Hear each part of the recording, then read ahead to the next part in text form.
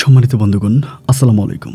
দূরে কাছে দেশে অথবা দেশে বাইরে থেকে প্রিয় বন্ধুরা ঠিক এই মুহূর্তে যে যেখান থেকে বাস্তব জীবনের গল্প শোনার জন্য আমার সাথে জয়েন করেছেন আমি আপন।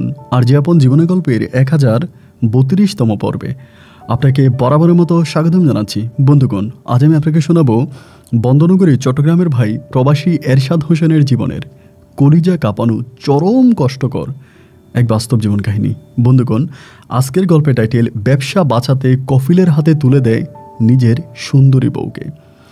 ব্যবসা বাঁচাতে গিয়ে এক প্রবাসী তার সুন্দরী বউকে কফিলের হাতে তুলে দেয়। ঘটনাটা বা গল্পটা শুধু এতটুকুই নয়, এই গল্পটা চরম প্রতারণামূলক এক জীবনের গল্প। আমার কাছে মনে হয় যে আমাদের যে ভাইয়েরা বা শুধু যে বাংলাদেশিদের সাথে এই ধরনের ঘটনাগুলো ঘটে তা না, মিডল ইস্টে অনেক দেশের মানুষ, বাংলাদেশ, পাকিস্তান, ইন্ডিয়া, শ্রীলঙ্কা সহ অনেক দেশের মানুষরা ওখানে ব্যবসা বাণিজ্য করে এবং ওই দেশে ব্যবসা করতে গেলে একটা সিস্টেম কিন্তু আছে। আপনি কিন্তু নিজের নামে কোনো ব্যবসা প্রতিষ্ঠান খুলতে পারবেন না। আপনি যতই পুঁজি ওখানে ইনভেস্ট করেন না কেন, আপনাকে ব্যবসা খুলতে হবে আপনার কফিলের নামে, আপনার স্পন্সরের নামে, যিনি আপনাকে ওখানে নিয়ে গিয়েছে, মানে ওখানকার কোনো এক নাগরিকের নামে আপনাকে ব্যবসাটা খুলতে হবে। তো ওইখানকার নাগরিকদের নামে ব্যবসা খুলতে গিয়ে অনেক বাঙালি বা ভিন্ন দেশের মানুষ অনেক ট্র্যাপে পড়ে যায়, অনেক বিপদে পড়ে যায়। কেউ হয়তো আল্লাহর রহমতে এই বিপদ থেকে উদ্ধার হয়, আবার কেউ হয়তো আমাদের মোহাম্মদ এরশাদ ভাইয়ের মতো এরম চরম লাঞ্ছনার শিকার হয়। লোকলজ্জার ভয়ে অনেকেই হয়তো এই ধরনের কথাগুলো প্রচার করতে চায় না বা বলতে চায় না। এরশাদ ভাই তার পাশের প্রবাসী ভাইকে সতর্ক করার জন্য, পাশের ব্যবসায়ীকে সতর্ক করার জন্য ওনার জীবনে এই অনাকাঙ্ক্ষিত ঘটনাগুলো আমার সাথে শেয়ার করেছে। আমি আপনাদেরকে গল্পটা শোনাবো আমার নিজের মুখে এবং অনুরোধ করব গল্পটা শুরু থেকে শেষ পর্যন্ত শুনবেন এবং গল্প শেষে চট্টগ্রামের ভাই এরশাদ হোসেনকে আপনার মতো করে একটা মন্তব্য কমেন্ট বক্সে লিখবেন। ধন্যবাদ সবাইকে। সুপ্রিয় বন্ধুগণ, আসসালামু আলাইকুম। আমার নাম মোহাম্মদ এরশাদ হোসেন, আমার বাড়ি বন্দনগরী চট্টগ্রাম। বন্ধুগণ, আমি আমার জীবনের গল্পটা শুরু করার শুরুতে আপনাদেরকে আমার পরিবারের বিষয়ে জানিয়ে রাখি। আমার পরিবারে আমি আছি, আমার বাবা আছে, মা আছে, এছাড়া রয়েছে আমার ছোট একটা ভাই সহ ছোট একটা বোন।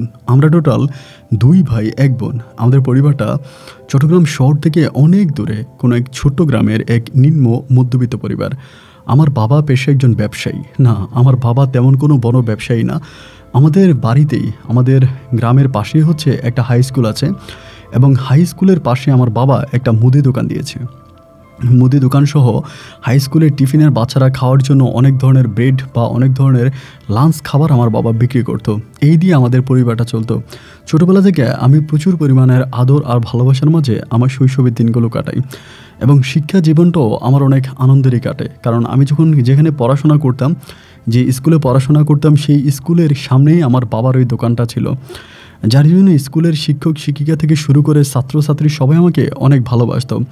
আমার স্কুলের যত শিক্ষিকা ছিল, যত শিক্ষক ছিল, তারা সবাই আমার আব্বার দোকান থেকে বাজার আনতো, আমার আব্বার দোকান থেকে বাজার খাইতো, বা আমার যত বন্ধুবান্ধব ছিল তারা নগদে বাকিতে আমার আব্বার দোকান থেকে মালামাল নিত।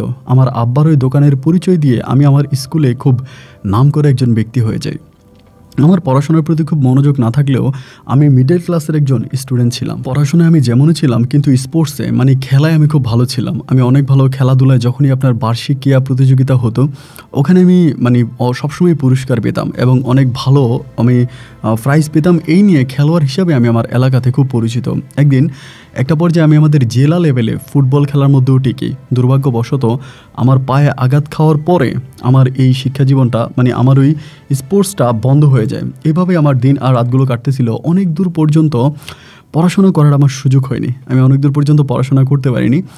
একটা পর্যায়ে আমার বাবা আমি যখন এসএসসি পরীক্ষা দিই, এসএসসি পরীক্ষা দেওয়ার পরে তখন আমাদের এলাকা থেকে বেশ দূরের কোনো একটা কলেজে আমি ভর্তি হই। সকালে সাইকেলে করে কলেজে যাই এবং বিকেলবেলা আমি কলেজ থেকে আসি। দেখা গেল আমি যখন স্কুলে বসতাম বা স্কুলে পড়তাম, তখন আমি মাঝে মাঝে আমার আব্বার দোকানে গিয়ে আব্বাকে সহযোগিতা করতে পারতাম, আব্বার দোকানে গিয়ে বসতে পারতাম। কিন্তু যখন আমি কলেজে ভর্তি হয়ে যাই, কলেজে গেলে পরে আমার আব্বাকে সাহায্য করার মতো আর কেউ থাকে না। আমার যে ছোটো ভাইটা আছে, আমার ওই ছোটো ভাইকে আমার আব্বা মাদ্রাসায় ভর্তি করায় এবং তাকে ওখানেই দিয়ে দেয়, মাদ্রাসার যে হোস্টেল আছে ওখানেই দিয়ে দেয়। সে হোস্টেলে থেকে মাদ্রাসায় পড়াশোনা করে। তো যার জন্য দেখা যায় আমার আব্বার একার পক্ষে দোকান চালানো বড্ড কঠিন হয়ে যাচ্ছিল, আব্বা পারতেছিল না। তো আমার মা তখন আমাকে বললো যে তুইও পড়াশোনা করিস, তোর ছোটো ভাইও পড়াশোনা করে, তোর বাবা অনেক অসুস্থ মানুষ, ওনার পক্ষে একা এত বড় দোকানটা সামলানো সম্ভব হয় না। তো আমার আম্মা যখন এরকম করে বলল, আমি তখন চিন্তা করলাম যে ঠিক আছে, আমি তাহলে আমার পড়াশোনা বন্ধ করে দিব।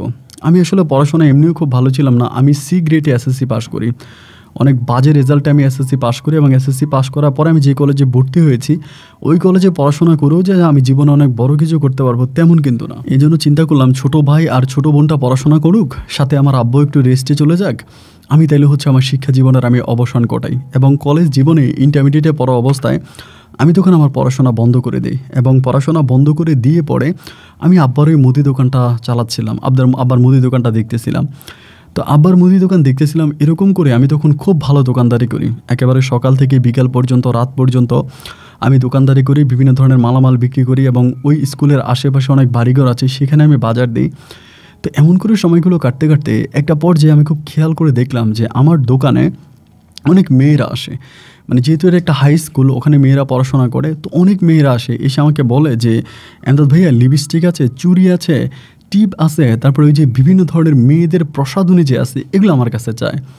তো আমি দোকানে টুকিটাকে মাল উঠাইছি, কিন্তু ওভাবে উঠাইতে পারি না। আবার অনেক মেয়েরা আছে লজ্জা পায় আমার কাছে চাইতে, অনেক গোপনীয় মেয়েদের জিনিস আছে, তো এইটা আমার কাছে চাইতে লজ্জা পায়, আমার কাছে চায় না।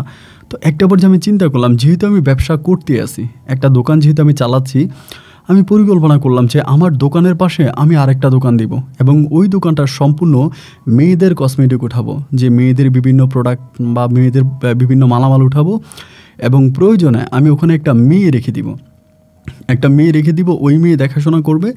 আমার এই জিনিসটা আমার তখন মেমোরিতে আসলো, মানে আমার মাথায় আসলো। এই জিনিসটা মাথায় আসার পরে আমি তখন খুব সুন্দরভাবে করলাম কি, যে একটা দোকানের পরিকল্পনা করলাম আব্বুর সাথে।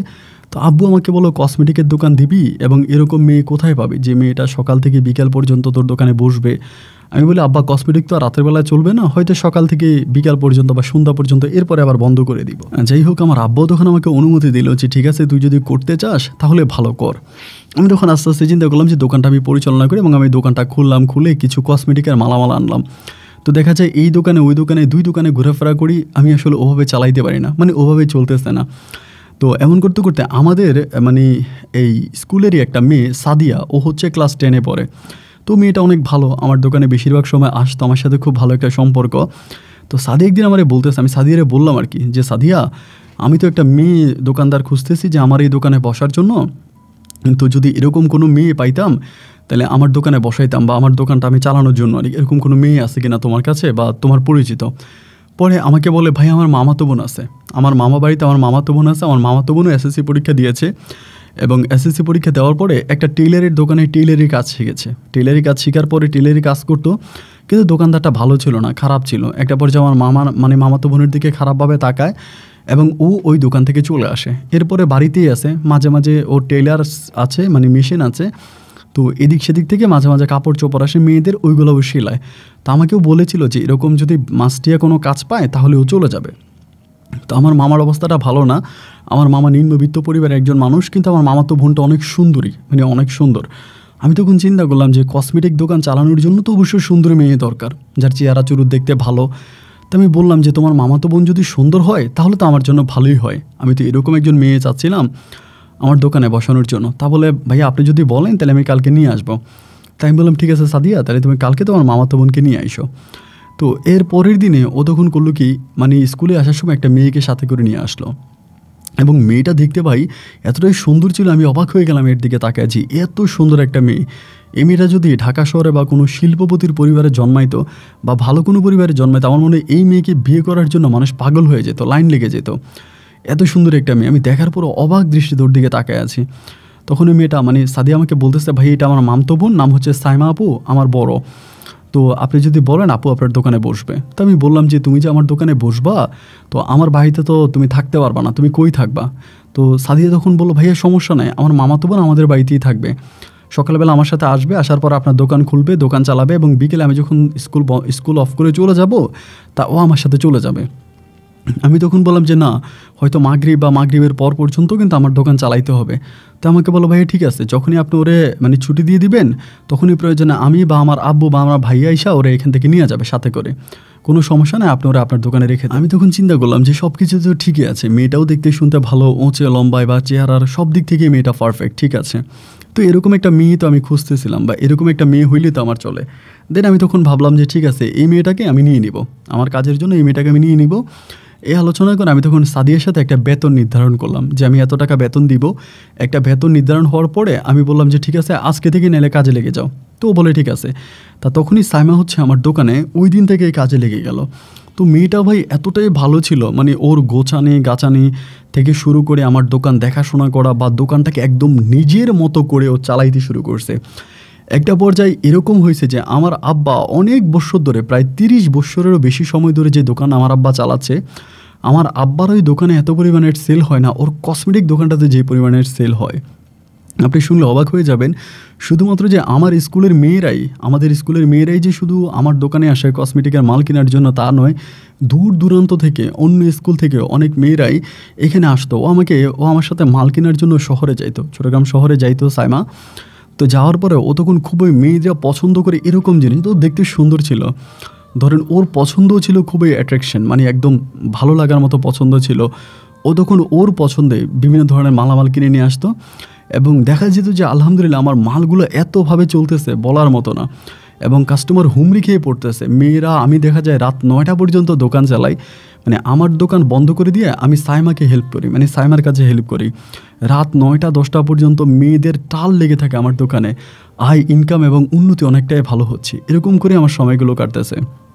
এবং এরকম করে যেতে যেতে একটা সময় আমি মাল কিনতে যাব, ওই দিন শুক্রবার ছিল। তো শুক্রবার থাকার পর আমি সাইমাকে বললাম যে সাইমা, আমি তো মাল কিনতে যাব। তা আমাকে বলে ঠিক আছে, আমি সহ যাব। তা আমি আর ও তখন মাল কেনার জন্য শহরে রওনা দিলাম। তো শহরে রওনা দেওয়ার পরে ওই সময় বৃষ্টি হয়েছিল, কোনো একটা মানে প্রচুর বৃষ্টি, এবং মুষলধারে ওই বৃষ্টির কারণে শহরের রাস্তাঘাট প্রায় সবই বন্ধ। একটা পর্যায়ে আমি যখন ওই পাইকারি বাজারে গেলাম, পাইকারি বাজারে গিয়ে দেখি ওদের ওই বাজারে মাল উঠে নাই, মানে যেই দোকানটা, ওই দোকানটায় অনেকটাই পানি ঢুকে গেছে, দোকানটা প্রায় বন্ধ হওয়ার পথে। তো দোকানের যিনি মালিক আছে তিনি আমাকে বললো যে ভাই, আপনারা আজকে চলে যান, সামনে শুক্রবারে আসেন বা 2-1 দিন পরে আসেন, কারণ আমরা আজকে মাল দিতে পারবো না, আমাদের দোকানে পানি ঢুকে গেছে।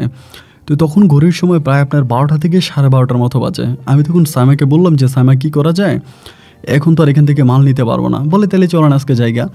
এরকম করে আমরা তখন মার্কেট থেকে চলে আসতেছি। আসার পরে হঠাৎ করে আলমাস সিনেমা হলের একটা পোস্টার আমার চোখের সামনে পড়লো, এবং পোস্টারে দেখলাম যে খুব সুন্দর একটা ছবি চলতেছে, মানে একটা বই চলতেছে আলমাস সিনেমা হলে। আমি তখন সাইমারে বললাম যে সাইমা, তুমি কি কখনো সিনেমা হলে মুভি দেখছিলা, ছবি দেখছিলা? তা বলে দেখছি তো ভাইয়া, অনেক ছবি তো দেখছি সিনেমা হলে। আমি তখন বললাম চলো না, একটা সিনেমা হলে একটা ছবি হইতেছে, যেহেতু আমাদের হাতে সময় আছে, তা দুজনে মিলে গিয়া ছবিটা দেখি। তো আমারে বলতেছে, আপনি আমাকে নিয়ে ছবি দেখবেন? আমি বললাম হ্যাঁ দেখবো। তা বলে আচ্ছা ঠিক আছে চলেন। তো দুজনে তখন আলোচনা করে আমরা দুপুরে খাবারটা খেলাম হোটেলে, এবং দুপুরে খাওয়ার শেষ করে আমি সাইমাকে নিয়ে তখন ডিরেক্টলি হচ্ছে সিনেমা হলে ঢুকে গেলাম। টিকিট কেটে সিনেমা হলে ঢুকলাম এবং সিনেমা দেখার জন্য দুজনে পাশাপাশি বসলাম। যথারীতি সিনেমা শুরু হলো, এবং সিনেমা শুরু হওয়ার একটা পর্যায়ে প্রায় আপনার দুপুরের লাঞ্চের পরে, মানে আপনার মানে অর্ধেক সিনেমা যাওয়ার পরে হঠাৎ করে আমি খেয়াল করে দেখলাম যে সাইমা আমার ঘাড়ের মধ্যে মাথা রেখে আস্তে করে চুপটি করে ঘুমিয়ে যাচ্ছে। মানে আমার ঘাড়ের মধ্যে মাথা রেখে শান্ত হয়ে একদম, মানে কেমন জানি একটা, মানে খুবই শান্ত হয়ে গেল। আমি তখন অবাক দৃষ্টিতে ওর মুখের দিকে তাকিয়ে আছি যে এতভাবে শান্ত হয়ে গেল। এবং বিশ্বাস করেন, সিনেমা হলের ওই লাল নীল রং বেরঙের বাতিগুলো যখন ওর মুখের মধ্যে পড়তেছিল, ওকে এতটাই ভালো লাগতেছিল, আমি লজ্জা শরমের মাথাকে ওর গালে হাত বুলিয়ে দিলাম। এত মিষ্টি চেহারার একটা মেয়ে আমি আমার জীবনেও আর দেখি নাই। আমার কাছে মনে হয় ওকে আল্লাহ নিপুণ হাতে তৈরি করেছে।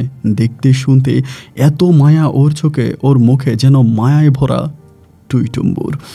আমার ওকে সত্যি ভালো লেগে গেল, এবং সেদিন থেকে আমি পরিকল্পনা করেই ফেলি আমি সাইমাকে বিয়ে করব, এবং সাইমাকে নিয়ে আমি নতুন একটা সংসার তৈরি করব। সিনেমা হলের সিনেমা শেষ হলো, এবং হুড় করে লোকরা যখন বের হচ্ছিল, সাইমার ওই মুহূর্তে ঘুম ভেঙে গেল। আমি তখন বললাম, তুমি কি ঘুমানোর জন্য সিনেমা হলে আসছো না সিনেমা দেখার জন্য? বলে, আপনি আমাকে ডেকে দিলেন না কেন? আপনি যদি আমাকে ডেকে দিতেন তাহলে তো আমি আপনার সাথে বসে সিনেমা দেখতে পারতাম, আপনি তো আমাকে ডাকলেন না। আমি বললাম, জানো, তুমি যখন ঘুমিয়ে যাচ্ছিলা তোমাকে এত সুন্দর লাগতেছিল, আমি যে তোমাকে ডেকে ঘুম থেকে জাগিয়ে দিব এটা না আমার ইচ্ছে হচ্ছিল না। ও তখন খুবই লজ্জা পেল, এবং লজ্জায় আঁচলে মুখ ঢাকলো। একটা পর্যায়ে আমরা সন্ধ্যার দিকে বাড়িতে গিয়ে পৌঁছালাম। পৌঁছানোর পরে সাদিয়াদের বাড়িতে আমি তখন সাইমাকে দিয়ে আসলাম। ও তখন বাড়িতে চলে গেল, আমি তখন আমার বাড়িতে গেলাম। বাড়িতে যাওয়ার পরে সেই সারাটা রাত আমি একটা ফোঁটা ঘুমাতে পারিনি। কখনো খাটের এই পাশে, কখনো খাটের ও পাশে, এরকম করে করে আমার সময়গুলো কেটে যাচ্ছিল। কখন যে ফজরের আজান দিয়ে দিল বুঝতেই পারলাম না। আমি কখনোই এত সকালে এসে দোকান খুলি না, কিন্তু সেদিন ফজরের আজান দেওয়ার পর আমি মসজিদে গিয়ে নামাজ পড়ে তাড়াতাড়ি ছাবি নিয়ে দোকানের দিকে যাচ্ছিলাম। আমার বাবা তখন আমার বলতেছে, কিরে এমদাদ, এত সকালবেলা তুই কই যাচ্ছিস? আমি বললাম, আব্বা দোকান খুলতে যাবো। আমার আব্বা বলে, তুই কি পাগল হয়ে গেলি? এখনো সূর্যই উঠে নাই, তুই কিসের দোকান খুলবি? আমি তখন লজ্জা পেয়ে আব্বারে বললাম যে, আব্বা কালকে রাতে তো মাল আনছিলাম, তো মালগুলো একটু সেটিং করতে হবে, দোকানে কাজ আছে, এই জন্য চলে যাচ্ছি। আমার আব্বা বলে, আচ্ছা চলে যা। আসলে কি জানেন, আমার ঘরের মধ্যে ভালো লাগতেছিল না, কখন সাইমা আসবে, আমি কখন সাইমার মায়াবী মুখটুকুন দেখবো, সাইমার সাথে বসবো, কথা বলবো, মানে এই জন্যই না আমার কিছু ভালো লাগতেছিল না। আমি তখন দোকানে গেলাম এবং সাইমা কেন আসতেছে না একটা পর্যায়ে সাদিয়ার সাথে সাইমা তখন আসছে আমার দোকানে, এবং সেদিনও খুবই সাজুগুজু করে আসছে। আমি ঠিক যেমনভাবে ওকে দেখতে চেয়েছিলাম এমন করেই সাজুগুজু করে আসছে। আরও সবসময় খুব ফিটফাট থাকতো, সুন্দর জামা কাপড় পরতো এবং চুলগুলোকে খুব সুন্দর করে ইস্ত্রি করে, তারপর মানে চুলগুলোকে খুব সুন্দর করে বেনি করে তারপর আসতো, মানে একদম পরিপাটি সাজানো একটা মেয়ে, মানে পুতুলের মতো করে আসতো। তো যাই হোক, এরপর আমার দোকানে আসলো। আসার পরে আমি মানে ওরে বললাম যে, আমার আজকে ভালো লাগতেছে না, আমি তোমার ওই কসমেটিক দোকানে বসি। তা আমি ওর কসমেটিক দোকানে বসে খালি ওকে দেখেই যাচ্ছিলাম, এবং এমন করতে করতে ও মোটামুটি বুঝে গেছে যে আমি ওরে পছন্দ করে ফেলেছি। ওই দিনটাতে আমি আমার দোকানে যাই নাই, আমার দোকানে কাস্টমার আসলেই বলতাম যে, ভাই মাল নাই, পরে এরকম করে মানুষকে বিদায় করে দিতাম, এবং সারাটা দিনই কসমেটিক দোকানে বসে আমি সাইমার দিকে তাকিয়েছিলাম। যাই হোক, দেখতে দেখতে দুপুর হলো, দুজনে খাওয়া দাওয়া করলাম, এবং বিকেল হয়ে যাওয়ার পরে সাদিয়া তখন আসলো যে স্কুল থেকে ফিরে সাইমাকে নিয়ে চলে যাবে, এবং সাইমারও বললো যে ওর কাজ আছে, ওরা হাতে মেহেদি দিবে, তা আজকেও চলে যাবে। পরে আমি বললাম যে, সাইমা তোমার সাথে আমার একটু কথা ছিল, তো ঠিক আছে এখন যেহেতু চলে আছো, তো সাদিয়া তুমি থাকো, অন্য কাজিনদের সাথে তোমার মানে অন্য বান্ধবীদের সাথে তোমার কাজিনদের পাঠাই দাও, তুমি একটু পরে যাও। আমারে বলতেছে, বারে আমি কি আপনার দোকানে চাকরি করেছি, আপনি আমাকে আটকায় রাখতে চাচ্ছেন? আমি বললাম, না তুমি একটু বসো, তোমার সাথে কথা আছে। তারপরে অন্য মেয়েদের সাথে সাইমারে পাঠিয়ে দিলাম। পাঠিয়ে দেওয়ার পরে কসমেটিক দোকান বন্ধ করে আমি তখন আমার দোকানে সাদিয়ারে ডাকলাম। সাদিয়ারে ডাকে বললাম যে, সাদিয়া আমি একটু সাইমা সম্বন্ধে জানতে চাই। ও আমাকে বলে, বারে সাইমা আপু আপনার দোকানে এতদিন ধরে চাকরি করতেছে, আপনি সাইমা আপুকে জানতে পারলেন না, মানে এখন আমার কাছ থেকে জানবেন? আমি বললাম, না তুমি আসলে আমাকে একটু বলো ওর পরিবারে কে কে আছে। পরে বলতেছে, ভাইয়া মানে আপুরা হচ্ছে দুই বোন, মানে আপু বড় এবং আরেকটা ছোট। তো ছোট যে আপুটা আমার মামাতো বোনটা, ওইটা একটু প্রতিবন্ধী টাইপের, মানে একটু প্রতিবন্ধী, আর এই আপুটাই সর্বদিক থেকে ঠিক আছে। আমি বললাম, তোমার মামা কি করে? বলে, মামা আগে কৃষি কাজ করতো, এখন তেমন কিছুই করে না। তাই আমি বললাম যে, পরিবার চলে কেমন করে? সাইমা আপু যে পরিমাণে একটা বেতন পায় ওটা দিয়ে মোটামুটি পরিবার চলে যায়। আমি বললাম, সাইমার কোনো পছন্দ আছে? সাইমা কাউকে ভালোবাসে? এরকম কিছু কি তুমি জানো?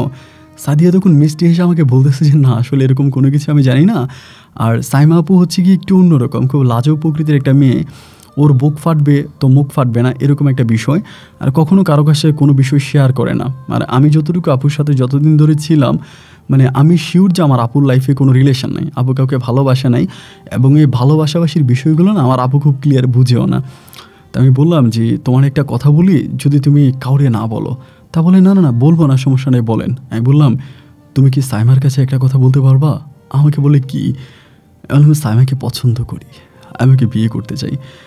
ও তখন আমার দিকে খুব বড় বড় চোখ করে তাকে আছে, তাকে বলতেছে, আপনি এগুলো কী বলতেছেন? আপনি সাইমাপুরে বিয়ে করবেন? আমি বললাম, হ্যাঁ আমি সাইমাকে বিয়ে করতে চাই। আমাকে বলে, ভাইয়া জানেন সাইমা আপুকে অনেকেই পছন্দ করতো। সাইমা আপু যখন ওনাদের গ্রামের বাড়িতে ছিল, অনেক ছেলেরা আপুরে পছন্দ করতো, অনেক বড় লোকের ছেলেরাও, এবং আপু আসলে কাউরেই পছন্দ করতো না, বা ছেলেদেরকে আপু একটু অন্যভাবে দেখতো। তো আপনার বিষয়টা আসলে আমি জানি না যে আপু আপনাকে কীভাবে গ্রহণ করবে বা গ্রহণ করবে কি না। তো ঠিক আছে, আজকে রাতের বেলা আমি বাড়িতে গিয়ে আমি আপুর সাথে বিষয়টা বলবো, দেখি আপু কী বলে, আমি আপনাকে কালকে জানাবো। আমি তখন বললাম, সাদিয়া দেখো, তোমার আপু কি বলবে না বলবে এটা আমি জানি না, তবে আমার কাছে কেন জানি মনে হয় ও যদি নাও করে, ও যদি মানাও করে, তারপরও না আমি ওকে ভালোবেসে ফেলেছি, আমি ওকে ভুলতে পারবো না, এবং ওর প্রতি আমার খুব ভালো লাগা কাজ করতেছে। পরে আমাকে বলো, আচ্ছা ঠিক আছে সমস্যা নেই, আমি যাচ্ছি, তো আমি আপনাকে কালকে নিউজটা জানাই দিব। তো এরপরে সাইমা এবং সাদিয়া তখন চলে গেল আমার দোকান থেকে। আমি রাত 10টা পর্যন্ত দোকান চালাইলাম, এবং এরপরে দোকান বন্ধ করে আমি বাড়িতে গেলাম, এবং সারাটা রাত আমি ঘুমাইতে পারতেছি না, যে আল্লাহ জানে সকালবেলা কী নিউজ হয়, সাদিয়া সাইমারে কি বলে, এবং সাইমা আদৌ আমার প্রস্তাবে রাজি হয় কিনা। এরকম করে পরের দিন হয়ে গেল, এবং আমি দোকান খুললাম। একটা সময় দেখলাম যে সাদিয়া এবং সাইমা দুজনেই আসতেছে, এবং দুজনেই কেমন জানি হাসাহাসি করে আসতেছে।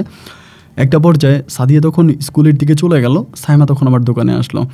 দোকানে আইসা ওই কসমেটিক দোকানে চলে গেছে, আমি আমার দোকানে বসে আছি। বাট আমি সাইমার মুখের দিকে তাকিয়ে বুঝছি যে সাদিয়া সব কিছু সাইমাকে বলে দিয়েছে। খুব লজ্জা পাচ্ছিলাম, ওর দিকে তাকানোর মতো সাহস পাচ্ছিলাম না, ওর দোকানটার দিকেও ফিরে তাকাচ্ছিলাম না। অনেকক্ষণ পর্যন্ত আমার ওই দোকানে বসে আছি। স্কুলের ঘন্টা বেজে গেল, 10টার দিকে কাস্টমার একটু কম থাকে, 10টার মানে ঘনাগন। সাইমা তখন ওর দোকান থেকে বেরিয়ে আসলো, বেরিয়ে এসে আমাকে বলতেছে যে কী ব্যাপার এমদাদ ভাই, আজকে কি আপনার মন খারাপ? আমি বললাম না না না, মন খারাপ না। তো বলে একটাবারের জন্য আমার দোকানের দিকে গেলেন না যে? আমি বললাম যাই নি, এমনিই যাই নাই। ও আমাকে বলে এমনিই না অন্য কোনো কিছু? আমি বললাম না, অন্য কোনো কিছু না। তো বলে আমি দোকানে যাচ্ছি, আপনি আমার দোকানে আসেন, আপনার সাথে কথা আছে। এই কথা বলি ও তখন ওর দোকানে গেল, মানে কসমেটিকের দোকানে ঢুকলো। আমি তখন আমার দোকানটা থেকে বেরোলাম, বেরিয়ে ওর দোকানে গিয়ে ঢুকলাম। আমার বুকের ভিতরটা তখন ধুপ ধুপ ধুপ ধুপ করে কাঁপতেছে, না জানি ও কী বলে, এবং না জানি আমাকে অপমান করে, না জানি আমার দোকান থেকে চলে যায়, না জানি চাকরি ছেড়ে দেয়। মানে সব বিষয়গুলো তখন কেমন যেন আমাকে খুব বেশি কষ্ট দিচ্ছিল। একটা পর্যায়ে ওর কাছে গেলাম এবং যাওয়ার পরে বসলাম, পরপর আমার দিকেও তাকায় আছে, তাকায় দেখে বলতেছে আপনি আমার দিকে তাকান তো। আমি বলে আমি তোমার দিকে তাকাইতে পারবো না। ও বলে আমি যখন সিনেমা হলে চোখ বন্ধ করেছিলাম তখন তো আপনি আমার দিকে ঠিকই তাকাইছিলেন। আমি বললাম মানি, এটা তুমি জানলা কেমন করে? ও আমাকে বলে জানেন, ছেলেদের চোখ হচ্ছে 2টা আর মেয়েদের চোখ হচ্ছে 6টা। মেয়েদের 4 দিকেই চোখ থাকে, আর একটা ছেলে যখন একটা মেয়ের দিকে তাকায়, একটা মেয়ে খুব স্পষ্ট বুঝতে পারে ছেলের মনের ভেতর, মানে ছেলে কি চায়। একটা মেয়ের দিকে যখন একটা ছেলে তাকায় তখন কিন্তু মেয়েটা ক্লিয়ার বুঝতে পারে। বাট আপনি কি জানেন না যে ভালোবাসার বিষয়গুলো সবসময় সামনাসামনি বলতে হয়, অন্যের কাছে ভালোবাসার জিনিসটা বলতে হয় না। ভালোবাসা এরকম জিনিস যে সেটা কারোর সাথে ভাগাভাগি করা যায় না। আমি তখন বললাম মানি, ও আমাকে বলে আপনি যে সাদিয়ার কাছে কথাগুলো বলছেন, সাদিয়া যদি কথাগুলো আমার মামিকে, আমার পুপুকে অথবা পুপাকে বা অন্য কাউকে বলে দিত তাহলে কী হতো? আমি বললাম মানি, ও বলে অবশ্যই, আপনি আমাকে পছন্দ করেন, আমি আপনার সাথে মার্কেটে যাই মাল কেনার জন্য, আমি আপনার দোকানের কর্মচারী, আমার মোবাইল ফোন আছে, আপনি আমাকে ফোন করে তো বলতে পারতেন, তা আপনি আমাকে এভাবে না বলে আপনি সাদিয়াকে কেন বলতে গেলেন? আমি বললাম দেখো, আমি আসলে লজ্জা পাচ্ছিলাম, তো মানে আমার কেমন জানি মনে হচ্ছিল যে এটা বললো যদি তুমি আমার দোকানের চাকরি ছেড়ে দাও বা আমার সাথে কথা না বলো, আমার দোকানে না থাকো, এই ভয়ে না আমি তোমাকে সরাসরি বলতে সাহসটা পাচ্ছিলাম না। এরকম করে কথা বলতে বলতে আমাকে বললো যে ঠিক আছে, সমস্যা নেই, কেন জানি আপনাকে আমার খুব ভালো লাগে এবং খুব বিশ্বাস করতে পারি। মানে আপনি বিশ্বাস তো একটা মানুষ, জানেন এই পর্যন্ত আমি অনেকগুলো ছেলের প্রপোজাল পাইছি আমার বাড়িতে, মানে মোটামুটি প্রতিদিনই একটা করে প্রপোজাল পাইতাম। আমার কাছে অনেক ছেলেরাই প্রপোজ করতো, কিন্তু সত্যিকার অর্থে না কোনো ছেলেকে আমার বিশ্বাস হতো না। আমার ছেলেদেরকে মনে হতো এ মনে হয় আমাকে ধোকা দেবে, আমার সাথে বাটপারি করবে, চিটারি করবে, এরকমটাই আমার কাছে মনে হতো। বাট কোনো ছেলেকে আমি মন থেকে বিশ্বাস করতে পারতাম না। কিন্তু বিশ্বাস করেন, আপনাকে আমার মন থেকে বিশ্বাস হয়, আমার কাছে মনে হয় যে আপনি আমার সরল মনে আঘাত দিবেন না, কারণ আমি তো নিম্নবিত্ত পরিবারের সন্তান। আমার বাবা একজন হতদরিদ্র গরিব কৃষক। এখন দেখা গেল যে অনেক বড়লোকের ছেলে না আমার সাথে রিলেশন করতে চায়। রিলেশন বলতে কি জানেন, ওরা আসলে মূলত আমাকে ইউজ করতে চায়, আমাকে ব্যবহার করতে চায় এবং টিস্যু পেপারের মতো মুখ মুছে আমাকে ফেলে দিবে। তো এই জন্য আমি ভয় পাচ্ছিলাম। কিন্তু আমার কাছে মনে হলো আপনার হাতটা অনেক বিশ্বাস্ত, আপনি আমাকে সারা জীবন আগলে রাখবেন, যত্ন করে রাখবেন, যার জন্য আপনার প্রস্তাবে আমি রাজি হলাম। ঠিক ওই মুহূর্তের পর থেকেই সাইমার সাথে আমার একটা মিষ্টি মধুর প্রেমের সম্পর্ক শুরু হলো এবং সাইমা আমাকে অনেকটা ভালোবাসে, অনেকটা পছন্দ করে। একইভাবে আমিও সাইমাকে অনেক বেশি ভালোবাসি এবং সাইমার সাথে কথা না বললে আমি যেন থাকতে পারি না। এবং একটা পর্যায়ে এভাবে অনেকগুলো দিন কেটে গেল, শুধু অনেকগুলো দিন না, প্রায় একটা বৎসরের মতো কেটে গেল। এরই মাঝে ওর যেই মানে ওর যেই ফুফাতো বোন ছিল আপনার সাইমা, এই সাদিয়া তখন এসএসসি পরীক্ষা দিয়ে দিল। এসএসসি পরীক্ষা দেওয়ার পরে ও তখন আমাদের ওই দোকান থেকে, মানে আমাদের স্কুল থেকে চলে গেল, কলেজে ভর্তি হয়ে গেল। ওই সময়টা পর্যন্ত আমি কিন্তু সাইমাকে খুব বেশি ভালোবেসে ফেলি, এতটাই ভালোবাসি যে সাইমাকে ছাড়া আমি কোনো কিছুই বুঝি না। আমরা আলমা সিনেমা হল সহ চট্টগ্রামের ফয়েজ লিগ সহ বিভিন্ন দর্শনার্থী জায়গাগুলোতে আমি সাইমাকে নিয়ে ঘুরে বেড়াতাম। শুক্রবারে মাল কেনার নাম করে আমরা দুজনে গোটা শহরটাকে ঘুরে বেড়াতাম এবং গোটা শহরে ঘুরে বিকেলবেলা মালামাল নিয়ে আমরা দোকানে আসতাম। এবং এরকমও হতো যে রাত 10টা পর্যন্ত একসাথে আমি আর সাইমা মিলে দোকান সাজাতাম, এরপরে আমাকে বাড়িতে দিয়ে আসতাম। এরকম গভীরভাবেই সম্পর্কটা চলতেছিল। এমন করে সময়গুলো কাটতে কাটতে একদিন মঙ্গলবার, আমার কাছে দিনটা মনে আছে, দিনটা ছিল মঙ্গলবার। তা মঙ্গলবারে হলো কি, স্কুলের মধ্যে আপনার ইলেকট্রিসিটিতে সমস্যা হচ্ছিল, মানে একটা মেয়েকে কারেন্টে ধরছে। তো মানে ক্লাস শুরু হওয়ার পরপর একটা মেয়েকে কারেন্টে ধরে, ওই দিন প্রচুর বৃষ্টি হয়, বৃষ্টি হওয়ার কারণে ইলেকট্রিক লাইন শর্ট হয়ে ক্লাস 8-এ পর একটা মেয়েরে কারেন্টে ধরে এবং কারেন্টে ধরলে পরে মেয়েটাকে হসপিটালে নিয়ে যায়। মানে মেয়ের অবস্থা খুব মমস্য অবস্থা হয়ে যায়। ওই সময় তখন স্কুলে যে হেড টিচার ছিল তিনি তখন স্কুল বন্ধ করে দেয়, মানে বলে যে স্কুল বন্ধ, মানে ছুটি দিয়ে দেয় আর কি, স্কুল ছুটি দিয়ে দেয় ওই মুহূর্তে, প্রায় 11টার দিকে স্কুল ছুটি দিয়ে দেয়। তো আমাদের যে কাস্টমারগুলো ছিল সবই ছিল স্কুলেরই কাস্টমার, স্কুলের ছেলে মেয়ে, শিক্ষক শিক্ষিকা, এরাই ছিল আমাদের বেশিরভাগ কাস্টমার। বাইরের কাস্টমারগুলো দিনের বেলায় খুব বেশি একটা পাইতাম না।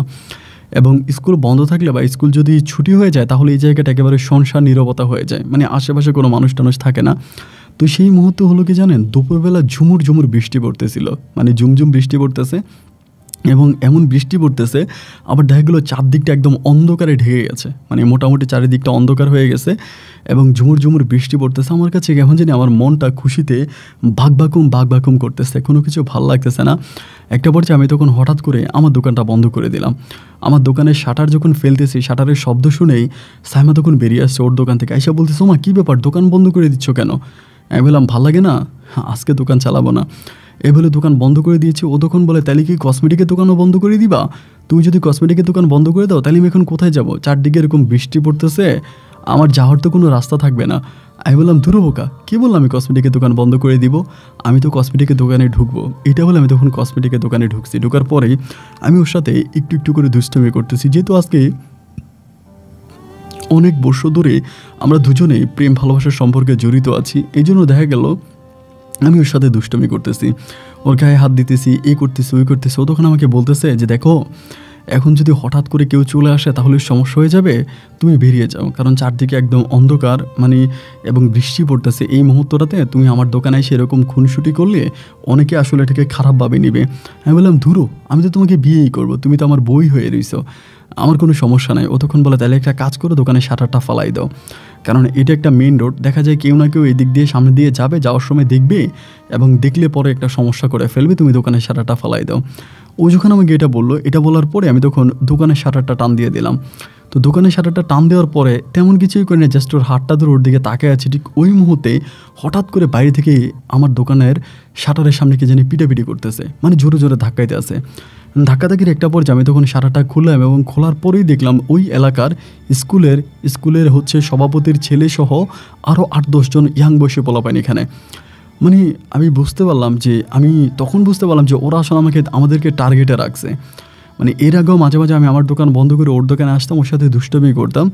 তো এরা আমাদেরকে টার্গেটে রাখছে এবং টার্গেটে রেখেই ওরা সেদিন আমাকে হাতে নাতে ধরে ফেলে এবং মুহূর্তের মধ্যে আমার দোকান তখন ভাঙচুর শুরু করে। আমার দোকানে ঢুকে আমার দোকানের মালামাল লুট করতে শুরু করে এবং কসমেটিকের যত মালামাল ছিল সব তারা প্যাকেট করে নিয়ে যাচ্ছে এবং আমাকে হুড়দুমভাবে পিটাইতে আছে। আমি ওদেরকে বলতেছি, ভাই এইভাবে আমার মাইরেন না, আমার এইভাবে মাইরেন না। এবং আমাকে ওরকম মারতে মারতে একটা পর্যায়ে বৃষ্টিও থেমে যায়। বৃষ্টি থেমে যাওয়ার পরে আমাকে আর সাইমাকে, ওদের একটা ক্লাব ছিল, মানে একটা ক্লাব ছিল, ক্লাবের ভিতর আমাকে তখন ঢুকায় এবং সাইমাকেও ঢুকে তারা তখন আমাদের এলাকার চেয়ারম্যানকে কল দিয়ে বলে যে, আপনি তাড়াতাড়ি ক্লাবের মধ্যে আসেন, ঘটনা আছে। চেয়ারম্যান তখন মেম্বারকে নিয়ে মোটরসাইকেলে করে ক্লাবে আসে। ক্লাবে আসার পরে চেয়ারম্যান মেম্বার দুজনে একসাথে ঢুকে এবং এরই মাঝে আমার আব্বাকেও খবর দেওয়া হয়। আমার আব্বাও তখন আসার পরে ক্লাবের যে সভাপতি ছিল ও তখন বললো যে, দেখেন ভাই, চেয়ারম্যানকে বলতেছে এই ঘটনা, ওরা দীর্ঘদিন ধরে এই ছেলে এই মেয়েকে তার কাজে রাখার পরে তারা দীর্ঘদিন এই ধরনের নষ্টামিগুলো করতেছে। দুজনে এক দোকানে গিয়ে খারাপ কাজ করে, খারাপ কিছু করে। শুধু তাই নয়, ওরা প্রতি শুক্রবারে মাল কেনার নাম করে ওরা চলে যায় সকালবেলা এবং যাওয়ার পর ওরা যে কই থাকে রাতে 10টা-11টা বাজে ওরা আসে। তো ওদের দেখে এটা একটা স্কুলের সামনে দোকান, তাই স্কুলের ছেলেমেয়েরা তো খারাপ হচ্ছে, এভাবে তো কাটতে পারে না, এভাবে তো হতে পারে না। তো আজকে দুজনকে হাতে নাতে ধরছি, আপনি আসেন, এখন আপনি এটার বিচার করে দেন যে ওদেরকে কী করা যায়। চেয়ারম্যান মুহূর্তের মধ্যে বলে উঠলো যে, প্রথম কথা হচ্ছে ওদের কোনো দোকান থাকতে পারবে না, ওরা যেহেতু এই ধরনের কাজে লিপ্ত হয়ে গেছে, এলাকাতে ওদের কোনো দোকান থাকতে পারবে না। দুটো দোকান তোমরা ভেঙে দাও, ভাঙে দোকানে আগুন লাগিয়ে দাও। তারপরে সভাপতি আরও বলতেছে যে, তাইলে ভাই এভাবে কি ওদেরকে ছেড়ে দেবো? আমরা তো হাতে নাতে দোকানের মধ্যে ওদেরকে খারাপ কাজে ধরছি। আমি তখন বললাম যে, ভাই খারাপ কাজ মানে? এটা বলার পরে আমার আরও মারতে শুরু করলো। একটা পর্যায়ে আমার আব্বা তখন বলতেছে, আমার ছেলেটারে মাইরো না, তোমরা যদি বলো যে আমার ছেলে এই মেয়ের সাথে খারাপ কাজ করছে, ঠিক আছে, তোমরা এখানে বিয়ে পড়াই দাও। এরপরে ক্লাবের মধ্যে তখন আমার সাথে সাইমার বিয়ে পড়াই দিল ওই ক্লাবের মধ্যে। এবং বিয়ে পড়াই দেওয়ার পরে সাইমাকে নিয়ে আমি তখন বাড়িতে গেলাম রাত 9টা থেকে 9:30টার মাঝেই। তখন সাইমার মা, সাইমার বাবা থেকে শুরু করে সাদিয়ার মা বাবা আরও প্রায় 10-15 জন মানুষ তখন আমাদের বাড়িতে। আমি তখন সাইমাকে বিয়ে করে ঘরে নিয়ে আসছি আমার ঘরে এবং আইসেই সাইমার মা যে এতটা খারাপ আমি তখন জানতাম না। মানে আমার ঘরের আমার দোকানে মানে আমার উঠানে এসে আমাকে প্রচণ্ড রকমের গালাগালি করতেছে এবং বলতেছে এই ছেলেকে বের করে আনো, ওকে আমি এই করব সেই করব। মানে উনি অকথ্য ভাষায় আমাকে গালাগালি করতেছে, বারবার বলতেছে এই ছেলে আমার মেয়েকে চাকরি দেওয়ার নাম করে আমার মেয়েকে নিয়ে গেছে এবং চাকরি দেওয়ার লোভ দেখিয়েও আমার মেয়ের সাথে এই ধরনের খারাপ কাজ করছে, আমার মেয়ের পুরো জীবনটা নষ্ট করে দিয়েছে। মানে যতটুকু পারতেছে আমার সম্বন্ধে বাজে কুরুচবিন্ন কথা চিৎকার করে করে তিনি বলতেছে। আমার মা একটা সময় সাইমার আম্মারে ঘরের মধ্যে ডাক দিয়ে নিয়ে বলল যে দেখেন আপনি যে এই কথাগুলো বলতেছেন যে আপনার মেয়েটা তো আমার ছেলেরই সংসার করবে, তাহলে এ থেকে আপনার মনে হয় না যে আপনি আপনার মেয়ের জামাইকে মা যে উঠানে গ্রামবাসীর সামনে অপমান করতেছেন? সাইমার মা তখন একটা অট্ট হাসি দিয়ে আমার আম্মারে বলল যে আপনি কিভাবে চিন্তা করলেন, আপনি কিভাবে মনে করলেন যে আমার মেয়েকে আমি আপনার মতো লম্পট একটা ছেলের সংসার করাবো?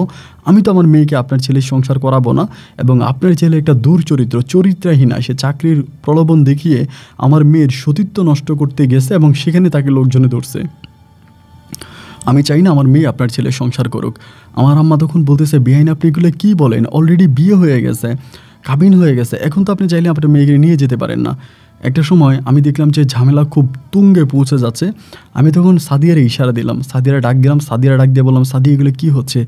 সাদিয়া আমাকে বলতেছে আপনি এটা কী করলেন, আপনি এত শিক্ষিত একটা মানুষ, আমি আপনাকে বড় ভাই হিসেবে জানতাম, আপনি কি এই কাজটা ঠিক করছেন? আপনি আপনার দোকান বন্ধ করে সাইমাপুর দোকানে গিয়ে সাইমাপুর সাথে আপনি এই ধরনের খারাপ কাজে করছেন, লোকজন আপনাকে এইভাবে ধরছেন বলে হারামও না, এরকম কিছুই না। আমি শুধুমাত্র ওর দোকানে ঢুকছিলাম, ওর সাথে কথা বলতেছিলাম, ওই মুহূর্তে ওই ছেলেগুলো এসে আমাকে ধরে ফেলে। আসলে আমি সেখানে কোনো খারাপ কাজ করি নাই। আমি একটা পর্যায়ে ওকে বোঝাতে সক্ষম হই এবং ও তখন বুঝতে পেরে ওর পুপুকে মানে ওর মামিকে ও তখন খুবভাবে ঠান্ডা করে, মামিকে ঠান্ডা করে এখান থেকে ও তখন চলে যায়, ওর মামিকে নিয়ে বা ওর বাবা মাকে নিয়ে ও তখন চলে যায়। এবং পরের দিনে তখন আমি সাদিয়ার সাথে ফোনে কথা বলি। সাদিয়া আমাকে বলে ভাইয়া যা হবার তা হয়ে গেছে, এখন একটা অনুষ্ঠান করেন, অনুষ্ঠান করে আমার মামি আপনাকে তার মেয়েকে আপনার কাছে তুলে দেবে। পরে ছোটোখাটো করে পারিবারিকভাবে আমি একটা অনুষ্ঠান করি এবং সেই অনুষ্ঠানে আলহামদুলিল্লাহ সাদিয়ার মা সাদিকে মানে সাইমার মা সাইমাকে আমার কাছে তুলে দেয়। মোটামুটি তিনি কিছুটা ঠান্ডা হয়ে যায়, এতটা যে গরম ছিল অতটা গরম না। সাদিয়া যখন বুঝে মোটামুটি ঠান্ডা হয়ে যায় এবং ঠান্ডা হওয়ার পরে আমি তখন মানে একটা সংসার শুরু করি। এভাবে প্রায় 1.5-2 মাসের মতো সংসার করি। তো আমার দোকানে যে মালামালগুলো ছিল ওই মালামালগুলো আমি সব কিছু বিক্রি করে দিয়েছি। দোকান ওরা বন্ধ করে দিয়েছে, দোকান ভেঙে দোকানে আগুন লাগাই দিছে। তো দোকানের যে মালামালগুলো ছিল ওই মালামালগুলো আমি বিক্রি করে দিয়েছি, আমার কাছে মোটামুটি মোটা অঙ্কের কিছু টাকা আছে। ওই মুহূর্তে আমি এখন আব্বারে বললাম যে আব্বা এখন কি করা যায়, আমার কাছে তো এরকম টাকা আছে, এই টাকাগুলো দিয়ে কোনো কিছু করা যাবে কি না? আমার আব্বা তখন আমাকে বললো একটা কাজ কর, এভাবে তো কাটতে পারে না, বা দিন যত সামনের দিকে যাচ্ছে ততই তো ভয়াবহ অবস্থা আসতেছে, তুই একটা কাজ করতে বিদেশে চলে যা, যেহেতু এতগুলো টাকা মোটামুটি এখন তোর কাছে আছে, এই টাকাগুলো নিয়ে তুই বিদেশে চলে যা, এবং বিদেশে গেলে পরে পরে চিন্তাভাবনা করা যাবে যে কী করা যায়, বিদেশ যা, এবং এভাবে দেশে থাকিস না, কারণ তোর একটা বদনাম হয়ে গেছে। তোর যেহেতু একটা ছোটো বোন আছে, এখন তোর ছোটো বোনটার আমরা ভালো কোনো জায়গায় বিয়ে দিতে পারবো না তোর কারণে, তোর নামে একটা বড় বদনাম রটে গেছে পুরো এলাকাতে, তোর ছোটো বোনটাকেও বিয়ে দেওয়া যাবে না। তো এই পরিপ্রেক্ষিতে তুই একটা কাজ করতে বিদেশে চলে যায় এবং বিদেশে গেলেই সব কিছু সমাধা হয়ে যাবে। আমার আব্বা যখন আমাকে এটা বললো তখন আমি সাইমার সাথে আলোচনা করলাম। সাইমাও তখন আমাকে একই কথা বললো যে হ্যাঁ তুমি বিদেশ চলে যাও, কারণ বিদেশে গেলেই এই সমস্ত কিছু থেকে তুমি মুক্তি পাবা, তোমার বোনটারও ভালো জায়গায় বিয়ে হবে এবং তুমি না থাকলে পরে মানুষের এগুলো মনে রাখবে না। পরে আমি তখন বিদেশের জন্য পাসপোর্ট করলাম, পাসপোর্ট করার পরে আমি তখন ভিসার জন্য জমা দিলাম।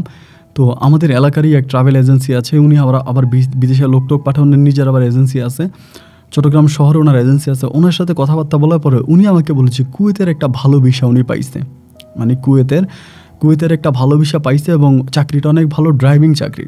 আমাকে এটা বলো যে ড্রাইভিং চাকরি তা অনেক ভালো, এরকম করে আমাকে তখন প্রলোভন দেখিয়ে উনি তখন আমাকে কুয়েতে নিয়ে যাবে এবং টাকা পয়সার অ্যামাউন্টের কথা বললো, এবং সমস্ত টাকা তো আমার কাছেই ছিল, কারণ আমার দোকানপাটগুলোর মালামালগুলো আমি সেল করেছি, দোকানের পুঁজি ছিল, আমার আব্বাও কিছু টাকা এদিক সেদিক থেকে মোটামুটি একটু ঋণ ফিন করে আমাকে টাকা দিয়েছে। ওই টাকাগুলো দিয়ে আমি তখন কুয়েতের জন্য পেপার জমা দিই। তো যাই হোক আলহামদুলিল্লাহ আল্লাহ রসের মেহেরবানি করাতে 6-7 মাসের মধ্যে আমি তখন কুয়েতে যেতে পারি, কুয়েত যাই।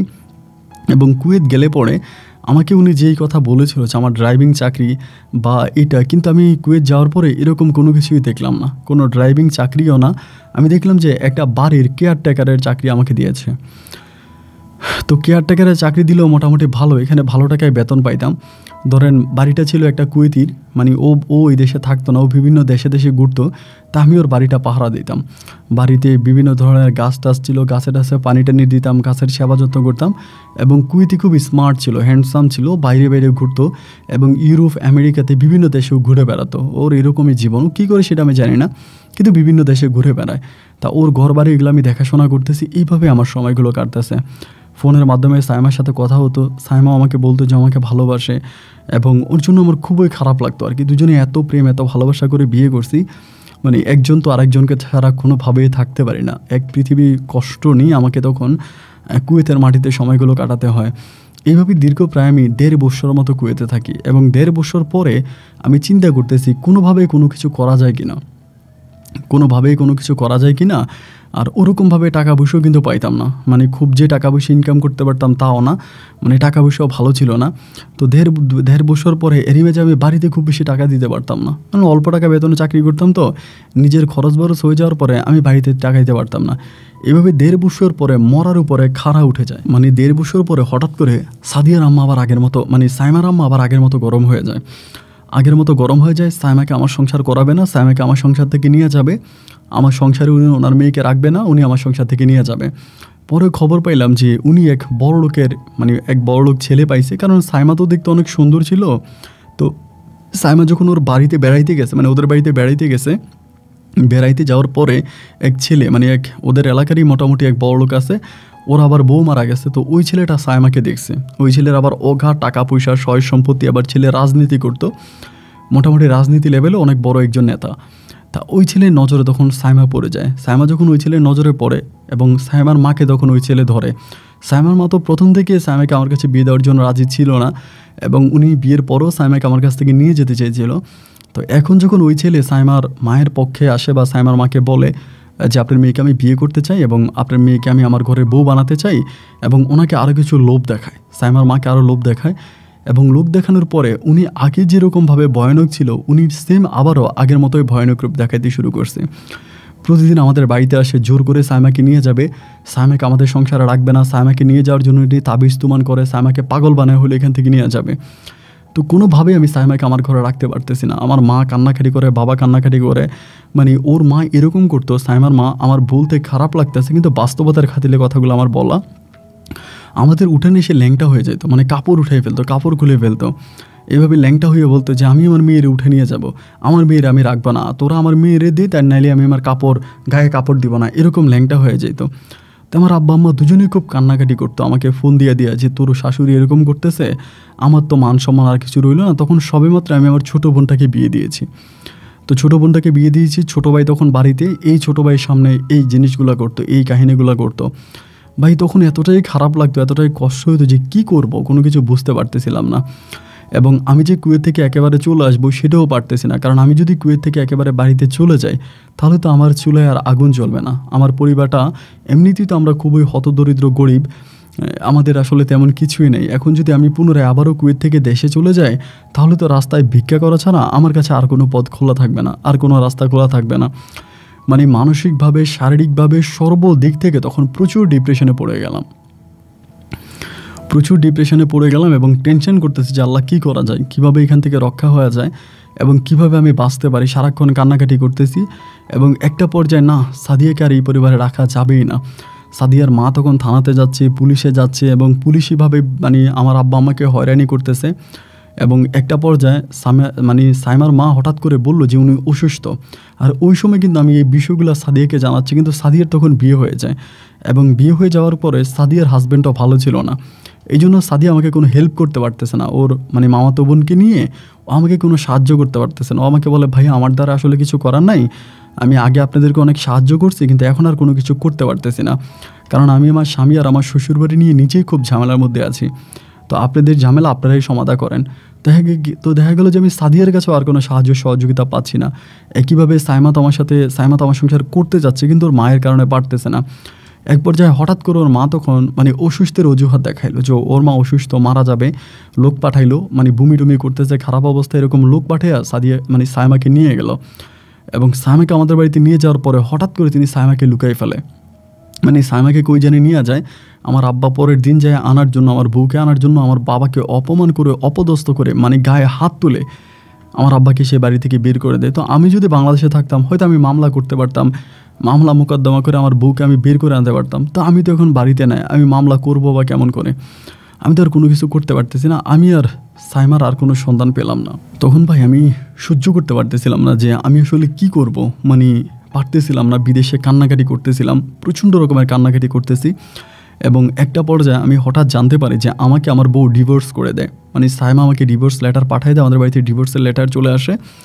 আমার আম্মা আমাকে বলে যে আমার বউ নাকি আমাকে ছেড়ে দিয়েছে। মানে এইটা শোনার পর আমার যে এতটাই কষ্ট হয়, আমি আসলে আমার নিজেকে আর ধরে রাখতে পারিনি যে যাকে আমি এত ভালোবাসলাম, এত যুদ্ধ, এত ফাইটিং, এত কিছু করে তারা আমি বিয়ে করলাম, এবং দিন শেষেও আমাকে তালাক করে দিল বা আমাকে ডিভোর্স দিয়ে দিল।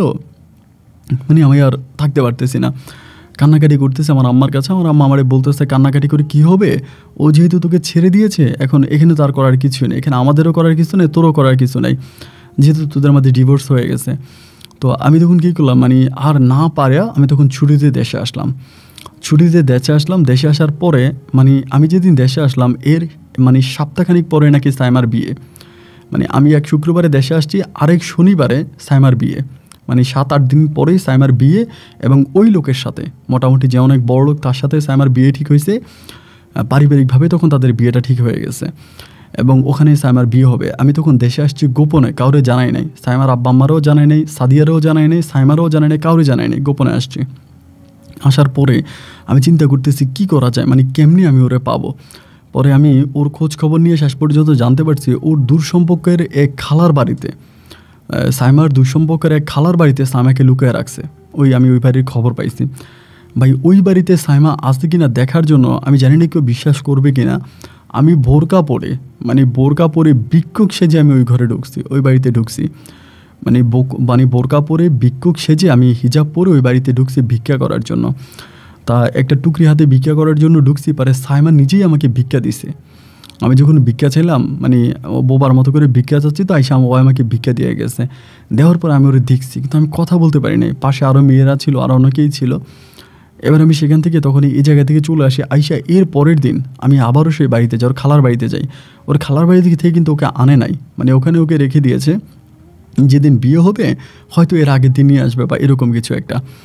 তো পরে আমি ওই দিন রাতে চিঠি লিখি, মানে ওর ফোন নাম্বার কিছুই তো আমার কাছে নাই। আমি চিঠি লিখি, এবং চিঠিতে আমি খুবভাবে কান্নাকাটি করে আমার হাত কেটে রক্ত বের করি, এবং রক্ত বের করে চিঠিতে অনেক রক্তের ফোঁটা দেই, এবং ওকে বলি যে তুমি যদি আমাকে ফোন না করো, আমার ফোন নাম্বারটা দিয়ে দিই, যে তুমি যদি আমাকে ফোন না করো তাহলে আমি আত্মহত্যা করবো, আমি মারা যাবো, আমি বাঁচবো না।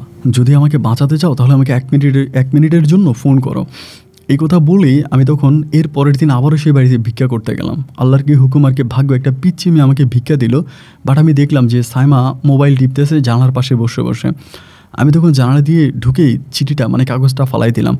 কাগজটা ভিতরে ফালানোর পরেও তখন চোখ বড় বড় করে বলতেছে, এই কি আপনি এখানে কাগজ দিলেন কেন, এটা কি? আমি তখন হাত দিয়ে এমনি মুখে ইশারা দিলাম কথা না বলার জন্য, এটা পড়ার জন্য ইঙ্গিতে বললাম। এই কথা বলে তখন আমি ভিক্ষার ভাব ধরেই গেছিলাম, বোরকা পরে ভিক্ষা করার উদ্দেশ্যেই গেছি।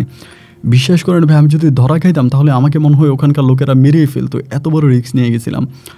পরে আমি এবার সেখান থেকে বেরিয়ে আসার পর মোবাইলটা নিয়ে বসে আছি, যে আল্লাহ আমাকে ফোন দেয় না কেন। সারাটা দিন কেটে গেল ভাই, আমি রাস্তার পাশে বসে আছি, নিয়ে আমাকে 1 মিনিট ফোন দেয়, আমাকে ফোন দিলে অ্যাটলিস্ট ওর ফোন নাম্বারটা তো আমি পাবো, এবং ফোন নাম্বারটা পাইলে পর ওর সাথে আমি কথাবার্তা বলে আমি সব কিছু ঠিকঠাক করতে পারবো যদি 1 মিনিট ফোন করে। না ভাই, সারাদিন কেটে গেল, আমাকে ফোন দেয় নাই। রাত 10টার দিকে আল্লাহর রহমতে, আল্লাহর হুকুমে আমাকে কল দিছে। ওর কলটা পাওয়ার পরে যেহেতু আমি দেখলাম যে নাম্বারটা আননোন, অপরিচিত নাম্বার, আমি তখনই বুঝছি যে এটা ওর নাম্বার হবে। আমি কলটা রিসিভ করে ভাই চিৎকার করে কান্না করতে শুরু করলাম, এবং চিৎকার করে কান্না করে বলতেছি যে সাইমা তুমি কেমনে পারলা আমারে ছেড়ে যাইতে? আমাদের সেই স্মৃতিগুলো কি তোমার মনে নেই যে আমরা দুজনেই একসাথে কত মুহূর্ত কাটিয়েছি?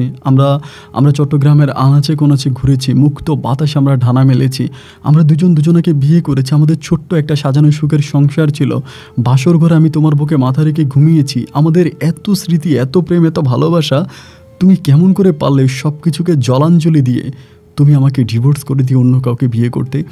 ও আমাকে বলে আমি তো বিয়ে করি নাই। আমি বললাম তুমি তো বিয়ে করতা, তোমার বিয়ের দিন তারিখেও সব কিছু ঠিক হয়ে আছে। ও বলে হ্যাঁ, হয়তো আমার বিয়েটা হয়েছে, তো তুমি কবে দেশে আসছো? আমি বললাম আজকে অনেক দিন হয়েছে। ও বলে আমি না তোমার উপর রাগ করে না বিয়ে বসে যাইতাম। আমি বললাম কেন?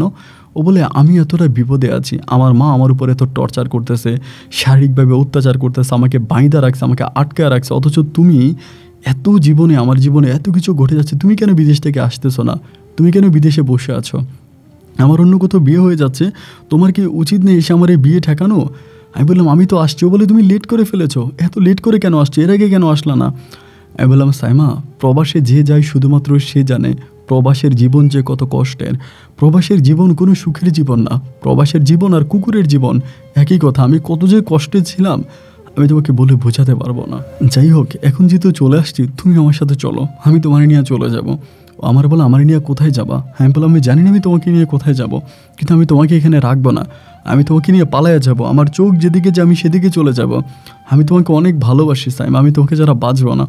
ও তখন আমাকে বলতেছে আমাকে তুমি তোমার বাড়িতে নিয়ে যাবা, তুমি 1 ঘন্টাও আমাকে তোমার বাড়িতে রাখতে পারবা না, কারণ যে লোকের সাথে আমার বিয়ে ঠিক হয়েছে ওর নাম হচ্ছে কালাম, এবং কালাম এমন খারাপ লোক যে যেভাবে হোক আমাকে সেখান থেকে উদ্ধার করে নিয়ে আসবে, আমাকে বের করে নিয়ে আসবে, তুমি আমাকে সেখানে রাখতে পারবা না।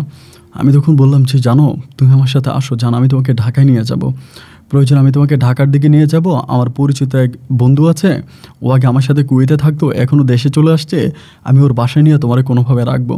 ও আমারে বলতেছে এটা তুমি কি বলতেছো যে আমাকে ওইখানে নিয়ে যাবে? আমি বললাম যে হ্যাঁ আমি তোমাকে নিয়ে যাবো, তুমি চলে আসো। এবং সেদিন রাত 2টার দিকে আমি ওর ওই ঘর থেকে বের করে আনি, মানে ওর খালাম্মার বাড়ি থেকে বের করে আনি।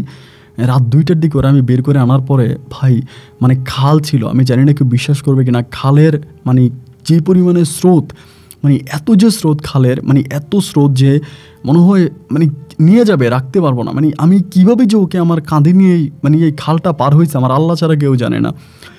এত কষ্ট করে আমি খালটা পার হয়েছি, এবং খালটা পার হইতে আমার শরীরটা অনেক জায়গায় কেটে গেছে, এবং খাল পার হওয়ার পরে এই ভিজা শরীর নিয়ে খালের ওই পারে গিয়া আমি কোনো না কোনোভাবে হচ্ছে আপনার যেই মানে আপনার স্টেশনের কাছাকাছি গেলাম, এবং রেল স্টেশন ছিল ওইখানে কোনো মতো আমি রাতটা কাটাইলাম। এবং রাতটা কাটিয়ে পরের দিন সকালবেলা আমার কাছে যে টাকা পয়সা ছিল, মোবাইল ছিল, সব ভিজে গেছে, মানে সব কিছু ভিজা। এই সব কিছু নিয়ে আমি তখন সেখান থেকে তখন আপনার বাস স্ট্যান্ড যাই, বাসে উঠে সকালবেলা ভোরে এই ভিজা কাপড় নিয়ে তখন আমি চট্টগ্রাম শহরের দিকে রওনা দিই। আমি চট্টগ্রাম শহরে আসি, এবং চট্টগ্রাম শহরে আসার পরে আমার এক বন্ধু আছে, মানে বন্ধু বলতে ওর সাথে আমার 3-4 মাস পরিচয় ছিল কুয়েতে। ওই কুয়েতে থাকতো, ব্যবসা বাণিজ্য করতো, এবং একবারে তখন দেশে চলে আসে, ওর বউ নিয়ে ঢাকায় থাকে। পরে আমি ডিরেক্টলি হচ্ছে ওকে নিয়ে ঢাকায় চলে যাই, মানে ঢাকায় আসি। এবং ঢাকায় আসার পরে আমি আমার ওই বন্ধুর কাছে গিয়ে হাতে পায়ে ধরে বন্ধুকে সব কিছু বলি, আপাতত তোর বাসায় রাখ, এরপরে আমি ওর ভিসা টিসা সব কিছু প্রসেস করে ওকে আমি কুয়েতে নিয়ে যাব, এবং কুয়েতে নিয়ে আমাকে কুয়েতে রাখবো, আপাতত তোর বাসায় কয়েকটা দিনের জন্য রাখ। এরপরে আমার ওই বন্ধু ছিল, বন্ধুর বউ ছিল, বন্ধুর ছেলেমেয়েরা ছিল, তারা তখন বললো যে ঠিক আছে আমাদের বাসায় থাকুক। তারপরে ওদের বাসায় আমি সাইমাকে রেখে আমার ছোটো ভাইকে দিয়ে আমি আমার বাড়ি থেকে আমার পাসপোর্ট টিকিট সব কিছু আনছি। ছোটো ভাই সব কিছু আমার চট্টগ্রাম শহরে আইনা দিছে, এবং সেখান থেকে আমি আমার টিকিট কনফার্ম করছি। তো সাইমা কোন জায়গায় আছে ওই জায়গাটাও আমি আমার ছোটো ভাইয়ে দেখাই দিছি যে এই জায়গায় সাইমা আছে, যদি কোনো বিপদ হয় তুই কিন্তু সাইমাকে হেল্প করবে। ও আমাকে বলে আচ্ছা ঠিক আছে। ভাই তখন সাইমাকে আমি ওই ঢাকার আমার বন্ধুর বাসায় রেখে আমি তখন টিকিটটাকে সামনের দিকে নিয়ে আসলাম, টিকিটটা একটু অগ্রিম সামনের দিকে আইনা তখন আমি কুয়েতে আবার চলে গেলাম। ভাই রে ভাই, এমন একটা অবস্থা যে মানে সাইমা মনে হয় যেন একটা রসগোল্লা, আমি যেখানেই রাখি সেখানে কোত্থেকে জানি পোকামাকড় আর পিঁপড়া চলে আসে। আমার ওই বন্ধুর বাসায় রাখার পর থেকে সপ্তাহখানিক ভালোই ছিল, এবং 7-14 দিন পরে মানে হঠাৎ করে আমার ওই বন্ধু আমার বউয়ের দিকে খারাপ নজর দিচ্ছে, মানে সাইমার দিকে খারাপ নজর দিতেছে। একদিন রাত 2টা বাজে সাইমা চিৎকার করে কাঁদতেছে যে তোমার বন্ধু দরজা ধাক্কাইতেছে, আমার মনে হয় আমার দরজা ভেঙেই ফেলবে, আমার দরজা ভেঙে মনে হয় আমারে ধরবে। আমি বলি ওর বউ আছে না? বলে ওর বউ সবই জানে, কিন্তু ওর বউ কোনো কিছুই করতেছে না, দরজাটা ভেঙে ফেলতেছে। আমি জানি দরজা খুললে উনি আমারে ধরবে। উনি আজকে দুপুরে আমি গোসল করে আসার পরে উনি আমার পিছন থেকে ওনার বউয়ের সামনে জড়াইয়ে ধরছে।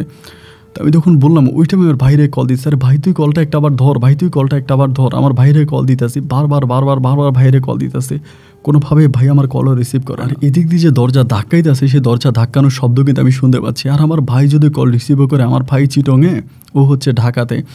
পরে আমি বউরে বললাম যে বউ তুমি একটা কাজ করো, তুমি এখানে থাকো, আমি দেখি থানাতে কল করা যায় কিনা। তখন ভাই আমি গুগলে গেছি, গুগলে গিয়ে ওখানকার যে থানা ছিল ওই লোকাল থানার নাম্বারটা আমি বের করছি মোবাইল থেকে, বের করে সে লোকাল থানায় কল দিছে। কল দিয়ে বললাম যে ওসি সাহেবকে আমি ঠিকানা বললাম, এই ঠিকানা বললাম, সব কিছু বলার পরে তখন পুলিশ গিয়ে আমার ওই বন্ধুর বাসা থেকে আমার বউকে তখন নিয়ে আসে, মানে সাইমাকে নিয়ে আসে।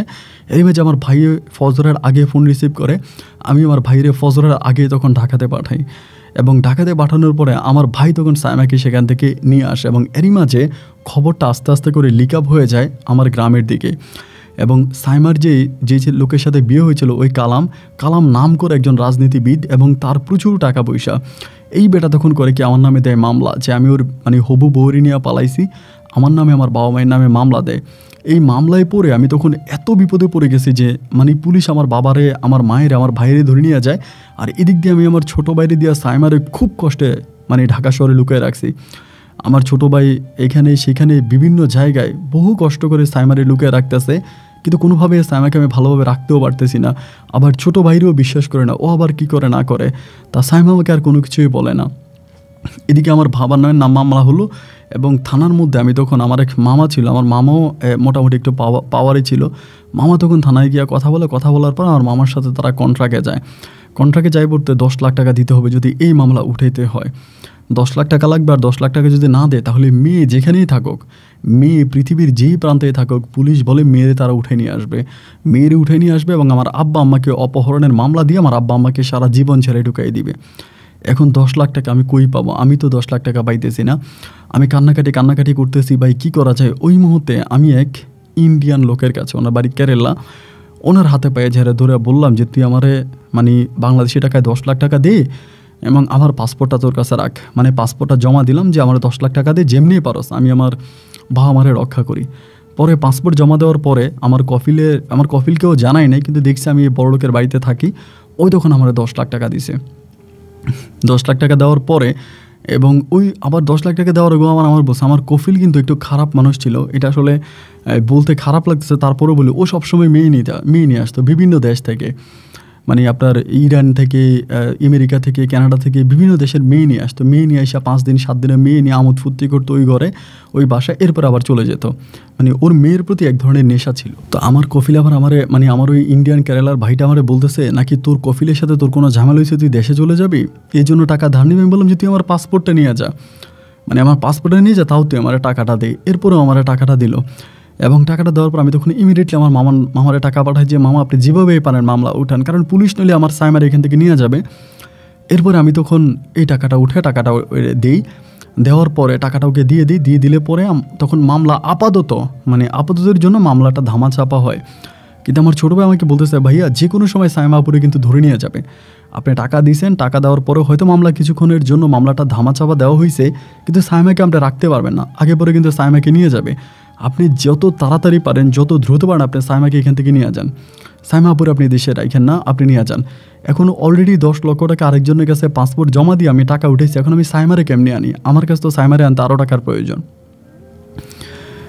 একদিন সন্ধ্যের সময় কি আমার যেই কফিল ছিল আর কি, ইয়াং বয়সে একটা ছেলে ছিল, ওর পায়ে ধরে কান্না শুরু করছে যে দেখ হয়তো আমার মাইরা ফেল, নাহলে তুই আমার বউটারে আনার ব্যবস্থা করে দে। আমি আবার কফিলের কাছে একটা মিথ্যা কথা বললাম যে আমার বউর উপরে এইভাবে মানে টর্চার হইতেছে, খারাপ কাজ হইতেছে, আমার বউকে এইভাবে মারতেছে, এগুলো আমি যেমন কফিলের কাছে বললাম। বলার পরে কফিল তখন আমার বললে ইমিডিয়েটলি আমার বউরে আনার ব্যবস্থা করে দেবে। মানে আলহামদুলিল্লাহ ওই একটা জায়গাতে আল্লাহ একটু আমাকে ফেভার করে, বা আমি একটু ভালো অবস্থানের মধ্যে যাই। কয়েকদিনের ভিতরে আমি তখন আমার বউয়ের পাসপোর্ট করে দেশে আনি, এবং খুব ইমিডিয়েটলিও তখন ওর বাসার কাজের মেয়ের দিয়েও তখন আমাকে বিষয়টা, ওই সব কিছু আমিই করি, পেপার ও আমাকে দিয়ে শুধু সিগনেচার করে, ও কোনো কিছু দেখে না। তা ও আমাকে আইনে পেপার দিয়ে দেয়, আমি তখন আমার বউরে দেশ থেকে নিয়ে যাই, ও মানে আপনার নিয়ে আসি, দেশ থেকে নিয়ে আমি কুয়েতে নিয়ে আসি। এটা খুব দ্রুত হয়ে যায়, মানে আমার কফিল আমাকে খুবভাবে হেল্প করে, যার জন্য আমি খুব তাড়াতাড়ি এই কাজটা করতে পারি।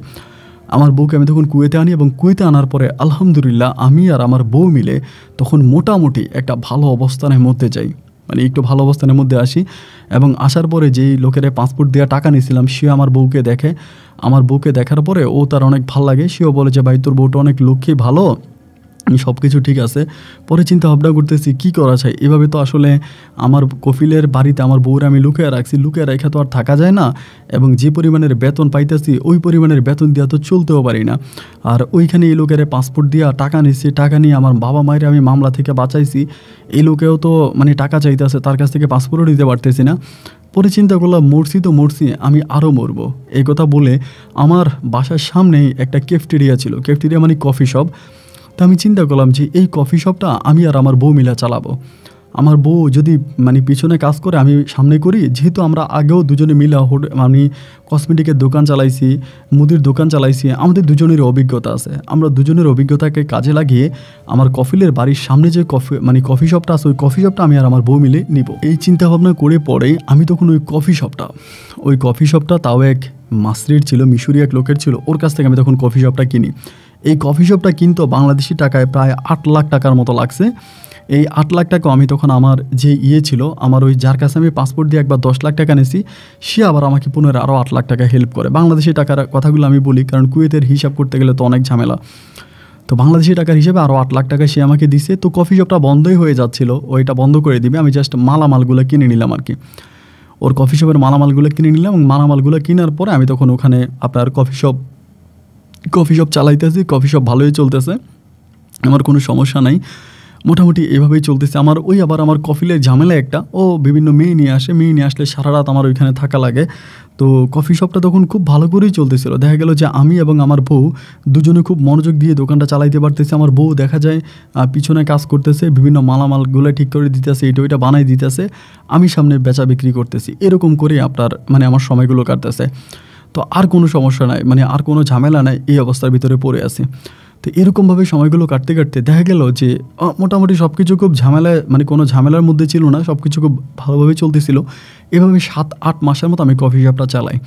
তো 7-8 মাস পরে ভাই দেখা গেল কি, হঠাৎ করে আমি কফি শপ চালাইতেছি, ওই সময় আমার সামনে একটা চাকু আমি আমার দোকানের সামনে চাকুটা আমি ধার দিয়ে, ওই সময় শীতকাল ছিল আর কি, শীতের সময় ছিল। তো চাকুটার আমি সামনে রাইখা দিছি, দোকানের সামনে রাইখা দিছি, একটু রোদের মধ্যে রেখে দিছি, ধারাই একটু রোদের মধ্যে রাখার পরে তো এই আমার যে কফি শপটা ছিল, এটা তো আশেপাশে অনেক বাড়িঘর ছিল, আবাসিক বাড়িঘর। ওই আবাসিক বাড়িঘরের মাঝখানেই কিন্তু আমার কফি শপটা। তো আল্লাহর কি হুকুম আর কি, বিপদ আসলে চারদিক থেকে আসে এরকম। হঠাৎ করে ভাই কুয়েতি এক মেয়ে, ওই কুয়েত থেকে এসে, ছোটো মানুষ তো, যখন চাকুটা হাতে নিছে, এই চাকুটা হাতে নিয়ে তার হাত কেটে ফেলে। চাকুটা হাতে নিয়ে কেমনে টান দিয়েও হাত কেটে ফেলে। মেয়েদের চিৎকার দিলে পরে, যেহেতু রক্ত বেরিয়ে গেছে, আমি গিয়ে মেয়েরে ধরলে পরে ওই সময় মেয়ের বাবা তো ঘরে ছিল, তাই বেরিয়ে আসে তো রক্ত দেখে, ওরা তো আসলে রক্ত দেখলে সহ্য করতে পারে না এরাবিকরা, তাই রক্ত দেখেও তখন চিৎকার দিয়েও তখন পুলিশে কল করে। পুলিশ তখন আসার পরে পুলিশ তখন সিসি ক্যামেরা টানে। আমার দোকানের সামনে সিসি ক্যামেরা ছিল, এবং সিসি ক্যামেরা টেনে দেখে মেয়ে নিজেই চাকু হাতে নেয়, এবং চাকু হাতে নিয়ে মেয়ে চাকু দিয়ে হাত কেটে ফেলে। এখন পুলিশের কথা হলো, তাই চাকু এখানে রাখলি কেন, এটা হচ্ছে প্রথম কথা। আর দ্বিতীয় কথা হচ্ছে, এই জায়গার ভিতরে কফি শপ থাকা ঠিক না, এটা একটা আবাসিক এরিয়া, এবং আবাসিক এরিয়ার ভিতরে পড়ছে, এখানে কফি শপ থাকবে না। এই বলে তখন বলদিয়ার সাথে যোগাযোগ করে, ওখানকার প্রশাসনের সাথে যোগাযোগ করে, পুলিশ তখন আমার কফি শপটা বন্ধ করে দেয়। এবং কফি শপটা যখন বন্ধ হয়ে যায়, তখন আমাদের ইনকাম সম্পূর্ণভাবে শেষ হয়ে যায়। তখন প্রায় 20 লক্ষ টাকার কাছাকাছি আমার ওই ইন্ডিয়ান ভাইয়ের কাছে আমার তখন ঋণ হয়ে যায়। ওর কাছে আমার 20 লক্ষ টাকার মতো ঋণ হয়ে যায়।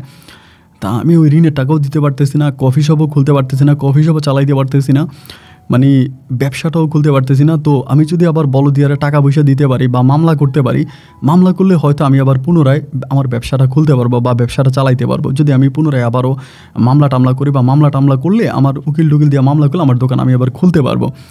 এখন যে আমি মামলা করতেও তো ভাই আমার টাকার প্রয়োজন, আমি তো মামলাও করতে পারতেছি না। আবার আরেক দিকে হঠাৎ করে এই অবস্থার ভিতরে আমার আম্মার অবস্থা অনেক খারাপ হয়ে গেছে।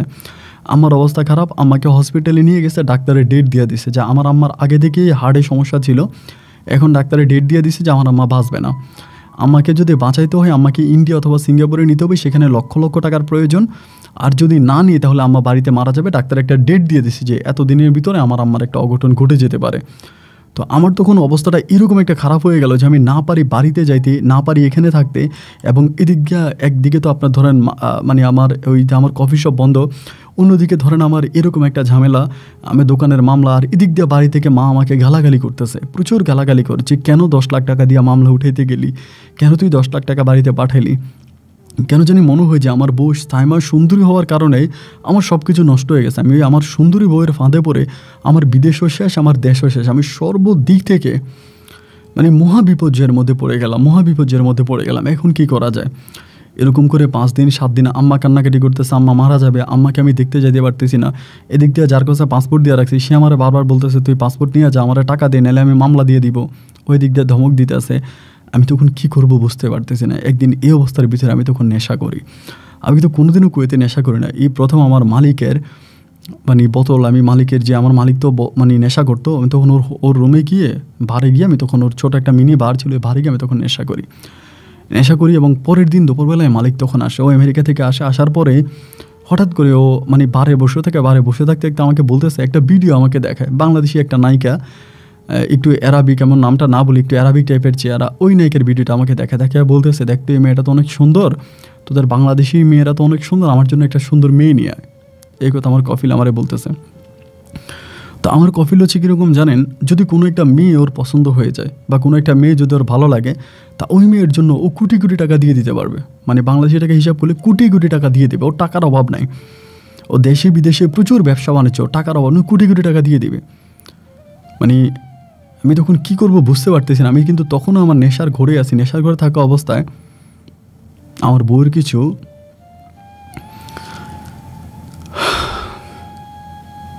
বউয়ের কিছু খারাপ টাইপের ছবি আমার কাছে ছিল, যেগুলো আমি শখ করে ছবিগুলো উঠাইছিলাম রুমের মধ্যে।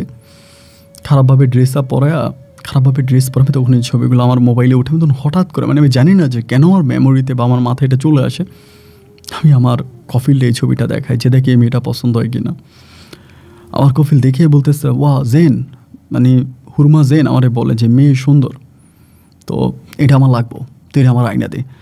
তো বাংলাদেশে আছে, আয়না দিতে পারবো, কিন্তু টাকা লাগবে আনতে। তো কত টাকা লাগবে? ও আমার একটা অ্যামাউন্ট প্রায় বাংলাদেশে 5 লাখ টাকার মতো।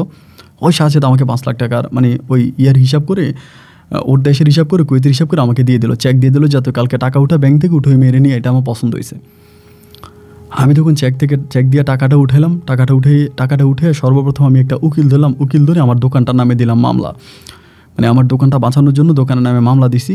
দেওয়ার আমার কফিল আমার বারবার বলতেছে, কিরে তুই মেয়েরে আনতেছিস না কেন, মেয়ে আসে না কেন? এখন আমার বউ তো আমার কাছে আসো, তো আমার বউরে দেখে নাই, বা আমার বউয়ের যে পাসপোর্টের ছবি ওইটাও ওইভাবে দেখে নাই।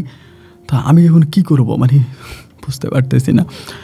একটা পর্যায়ে একদিন এটা আমার প্ল্যানিংয়ে আসলো যে আমার বউ যদি অন্তত 2টা রাত ওর সাথে থাকে, তাহলে ও প্রচুর টাকা দিবে, এবং ওই টাকা যদি দেয়, সেই টাকা দিলে হয়তো আমার যে মামলা আছে, আমি আমার দোকানটা পুনরায় আবারও চালু করতে পারবো, এবং টাকা দিয়ে আমি ওই ইন্ডিয়ান ভাইয়ের কাছ থেকে আমার পাসপোর্টটা নিতে পারবো। শুধু তাই নয়, আমি আমার অসুস্থ মাকে দেখার জন্য দেশে যেতে পারবো, আমার দোকানটা চালু করতে পারবো। 2 থেকে 3 দিনের জন্য যদি আমার বউটা কফিলের সাথে থাকে, তাহলে তো আমার ওরকম কোনো সমস্যা হয়ে যাবে না, বা এরকম কিছু হবে না। এই বলে আমি তখন আমার বউয়ের পা ধরলাম, পা ধরে চিৎকার করে কাঁদতে শুরু করলাম যে, বউরে, এই ঘটনা এখন আমার কাছে তো কোনো রাস্তা খোলা নাই, আমি তোমার 2টা পায়ে ধরি, তুমি আমারে বাঁচাও। আমি তোমার ছবি দেখে কবিলের কাছ থেকে 5 লক্ষ টাকা নিয়ে আমি তখন এই দোকান বাঁচানোর জন্য মামলা করছি, দোকানটা খোলার জন্য।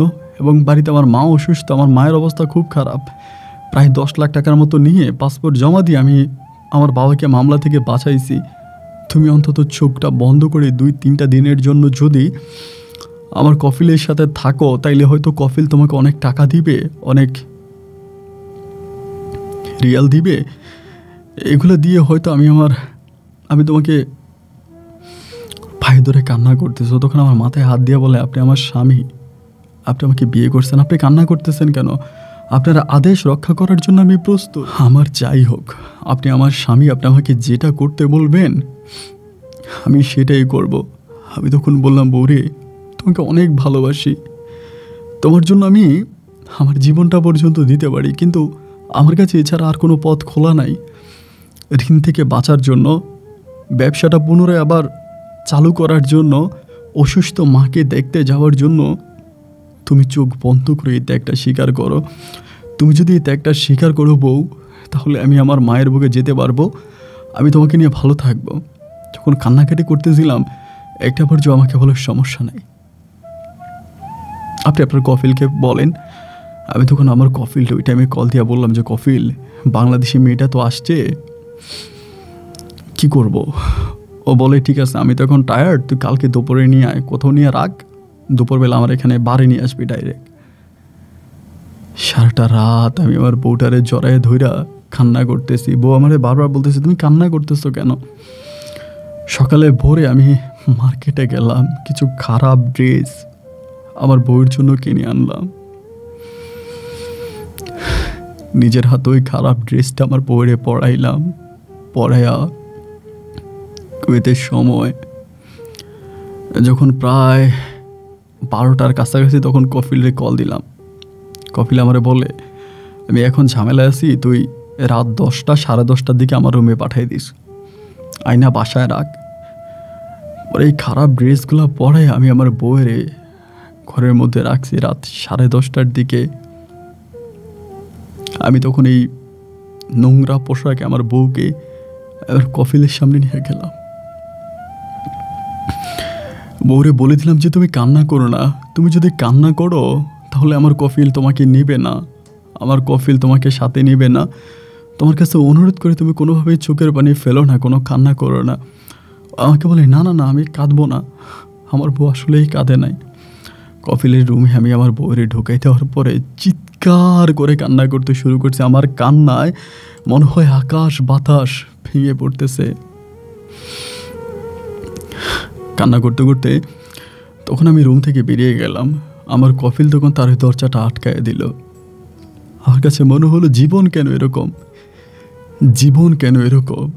আমার মনে হলো আমি আর এই জীবন আর রাখবো না, এই জীবনটা আমি আর রাখবো না। যে জীবনে এত কষ্ট এত যন্ত্রণা, সে জীবনটা আমি আর রাখবো না। আমি তখন ভাই আত্মহত্যা করার জন্য আমি এরই মাঝে ঝামেলার মধ্যে আমি আমার রুমের চাবিটাও হারাই ফেলছি। যে রুমে আমি আমার বউকে নিয়ে থাকতাম সেই রুমের চাবিটা আমি হারাই ফেলি। রুমে ঢুকতে পারলাম না। রুমে ঢুকতে না পেরে আমার এক ইন্ডিয়ানে আরেক ভাই আছে, ওনার বাড়ি দিল্লিতে, উনি আবার মুসলিম। ওনার ঘরে মানে ওনার রুমে গিয়ে উঠলাম। বললাম ভাই আজকে রাতে আপনার রুমে আমি থাকবো না, আমার রুমে থাকলে আমি বাঁচতে পারবো না। তো ওনার 2টা রুম ছিল, একটা রুমে রান্না বান্না করতো, কিচেন ছিল, একটা রুমে উনি থাকতো। তো উনি যে রুমে থাকতো ওই রুমে আমি তখন নিচে ঘুমাইছি। নিচে ঘুমাইয়া ঘুবড়ে ঘুবড়ে কাঁদতেছি। আমার কান্না শোনার পরে ইন্ডিয়ান ভাইটা বলে কি ব্যাপার, আপ কেয়া হওয়া, আমারে বলে রো রে কেউ, আমারে বলে কান্না করতেছিস কেন। আমি তখনও কান্না করতেছি, ও তখন বুঝতে পারেনি। একটা পর্যায়ে আমি তখন আর সহ্য করতে পারতেছিলাম না। সহ্য করতে না পেরে আমি তখন কিচেনে গেলাম। কিচেনে যাওয়ার পরে ভাবলাম আমি আর এই জীবন আর রাখবো না। ও যে বিদেশ থেকে দেশে যাওয়ার জন্য যে দেশ থেকে বিদেশে আসার জন্য যে রশি আনছিল, আপনার মালামাল বেঁধে যে রশি আনছিল, ওই রশিগুলো আমি তখন ভাঁজ করতেছিলাম কিচেনে গিয়ে। এবং রশিগুলো ভাঁজ করতে গিয়ে আমি ফাঁসি দিব এরকম প্রিপারেশন নিচ্ছিলাম, ফাঁসি দেব। সে জীবন আমি আর রাখবো না। আমার আর আমি সহ্য করতে পারছিলাম না, পারতেছিলাম না। দরজার ধাক্কা দিয়ে আমার বউরে আমার কফিলের কাছ থেকে আমি নিয়ে আসবো, না পারতেছিলাম সহ্য করতে। একটা পর্যায়ে রুমের ভিতরে ঢুকে যখন আমি রশি টশি সব কিছু ঠিক করতেছি, ওই মুহূর্তে ইন্ডিয়ান ভাইটা তখন দেখে ফেলছে। ও দেখে গেছে, দেখে আমার ধাক্কা দিয়ে বলতেছে কি করতেছিস। তখন বললাম যে এটা করতেছি। আমার বলে কেন। আমি তখন তারে বললাম যে দেখ এই ঘটনা। সব কিছু শোনার পরে ওর চোখ থেকে তখন নজরে পানি পড়তেছে। আমার বলো চল আমার সাথে। আমি বললাম কই যাবো, বলে তোর কফিলের রুমে যাব। তুই তোর বউয়ের কফিলের কাছে দিয়ে আসলি কেন। আমি বললাম ভাই রে, এছাড়া তো আমার কাছে আর কোনো পথ খোলা নাই, আমার কাছে আর কোনো পথ খোলা নাই। সে সময় ওই ইন্ডিয়ান ভাই আমার বলে আমার সাথে চল। ও তখন ওর গাড়ি ছিল, ও আমার এখান থেকে বের করলো, বের করে গাড়ি টান দিল। গাড়ি টান দিয়ে আমার বউরে আমি যেখানে রেখে আসছি সেখানে চলে গেছে। যাইয়া ও তখন কলিং বিল টিপতেছে, বারবার কলিং বিল টিপতেছে, কেউ দরজা খুলতেছে না। একটা পর্যায়ে আমার কফিল তখন ড্রাগসের মধ্যে আছে, নেশা করেছে, ও তখন দরজা খুলছে।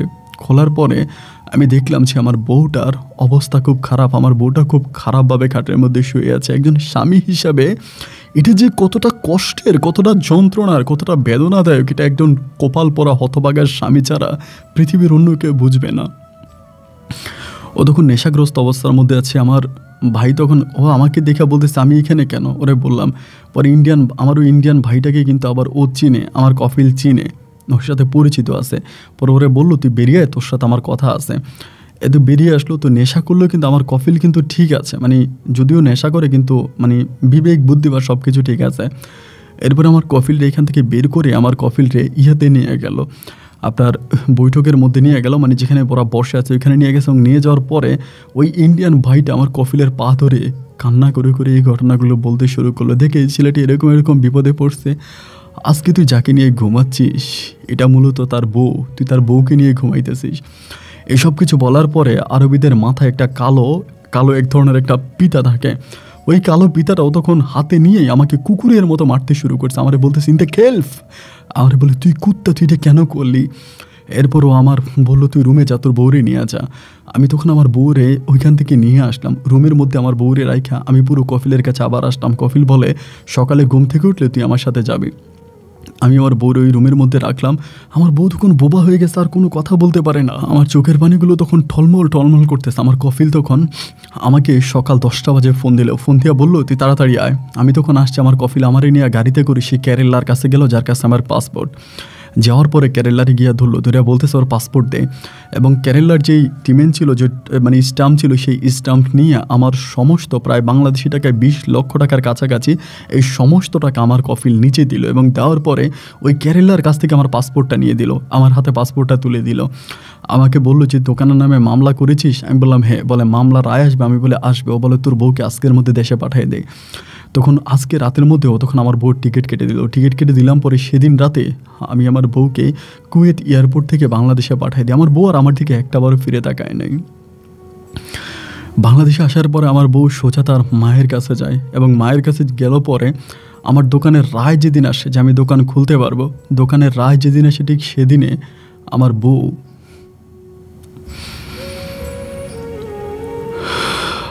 বউ বাড়িতে আত্মহত্যা করে। দোকানের যেদিন আমার রায়টা আসলো যে দোকান আমি আবার পুনরায় খুলতে পারবো, দোকান চালাইতে পারবো, ঠিক সেদিনে আমার মা আমাকে ফোন দিয়ে বলে তোর বউ আত্মহত্যা করছে। আমার বউ আমাদের বাড়িতে যায় নাই, ওর মায়ের বাড়িতেই ছিল, সেখানে আত্মহত্যা করে। আমার বউ আত্মহত্যা করার পরে 2017 সালে আমার বউ আত্মহত্যা করে। এরপরে আজকে প্রায় 7-8 বছরের মতো হয়ে গেছে আমি আর দেশে যাই নাই। দোকানটা আমি পুনরায় আবারও খুলি, কফি শপটা খুলি, এবং কফি শপ খোলার পরে 2জন বাঙালি ভাই রাখি, এবং আজকে আমার লক্ষ লক্ষ টাকা। আমার টাকা খাওয়ার মানুষ নাই, আমার মায়ের চেহারাটা আমি দেখতে পারি নাই।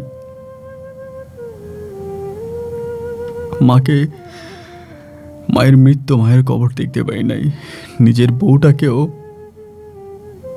নিজের বউর মরা মুখটাও আমি দেখতে পাই নাই। আত্মহত্যা করে আমার বউটা বাংলার মাটিতে শুয়ে আছে।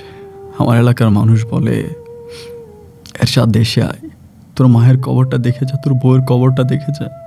আমি কোন বউয়ের কবর দেখতে যাব যে বউকে রাতের ওই গুটগুটে অন্ধকারে আমি আমার কফিলের হাতে তুলে দিয়েছি? আমার সেই বউকে আমি তো তার কবরের সামনে যেতে পারবো না ভাই, আপন বাইরে। আচ্ছা, অনেকগুলো দিন ধরে আপনার গল্পগুলো শুনি, আমার কাছে মনে হলো আপনার গল্পগুলো আমার বেঁচে থাকার অক্সিজেন। আমি গল্পগুলো যখন শুনি আমার মনের ভিতর কেন জানি মনে হয় যে দুঃখী মানুষ দুনিয়াতে আমি একা নয়, আরও আছে। এবং সেই দুঃখী মানুষের ভিড়ে আমি কুয়েতের এক ব্যবসায়িক, ছোটোখাটো ব্যবসায়িক এরশাদ বেঁচে আছি। আপন ভাই, যে টাকার জন্য, যে ব্যবসার জন্য আমি আমার বউকে কফিলের হাতে তুলে দিলাম, আজ আমার কাছে টাকার ভরপুর, আজ আমার কাছে ব্যবসা আছে, টাকা আছে, কিন্তু আমার বউ কেন নাই? নিয়তির বিচার এত কঠিন কেন ভাই, বলতে পারেন? জানি না আমার গল্প আপনি প্রচার করবেন কি করবেন না, তবে আপনাকে যে কথাগুলো বলতে পেরেছি, আপনি যদি আমার গল্পটা পড়েন এতে আমি ধন্য।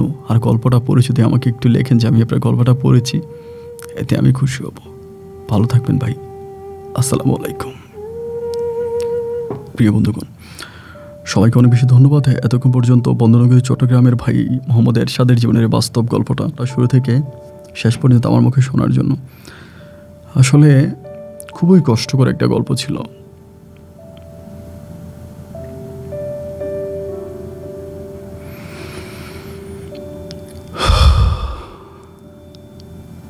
আপনার মতামত, আপনার কিছু বক্তব্য, আপনার কিছু কথাবার্তা কমেন্ট বক্সে লিখবেন। অসহায় এমদাদ হয়তো আপনার এই কমেন্টগুলো পড়ে জানি না মনে কী পাবে, তবে আপনার কমেন্টগুলো পড়লে সে কি করেছে তার জীবনে, অন্তত সেটা সে আপনাদের কমেন্টের মাধ্যমে বুঝতে পারবে। আপনার মন্তব্য লিখবেন, কমেন্ট করবেন, এবং আপনাদের কমেন্টগুলো পড়বে। আর আমার বুকটা অনেক বার হয়ে গেছে, আমি নিঃশ্বাস নিতে পারতেছি না। সবাই ভালো থাকবেন, সুস্থ থাকবেন, এই শুভকামনায় আজকের মতো এখানে বিদায়। দেখা হবে অন্য দিন অন্য কারো বাস্তব জীবনের গল্প নিয়ে। আল্লাহ হাফেজ অ্যান্ড আসসালামু আলাইকুম।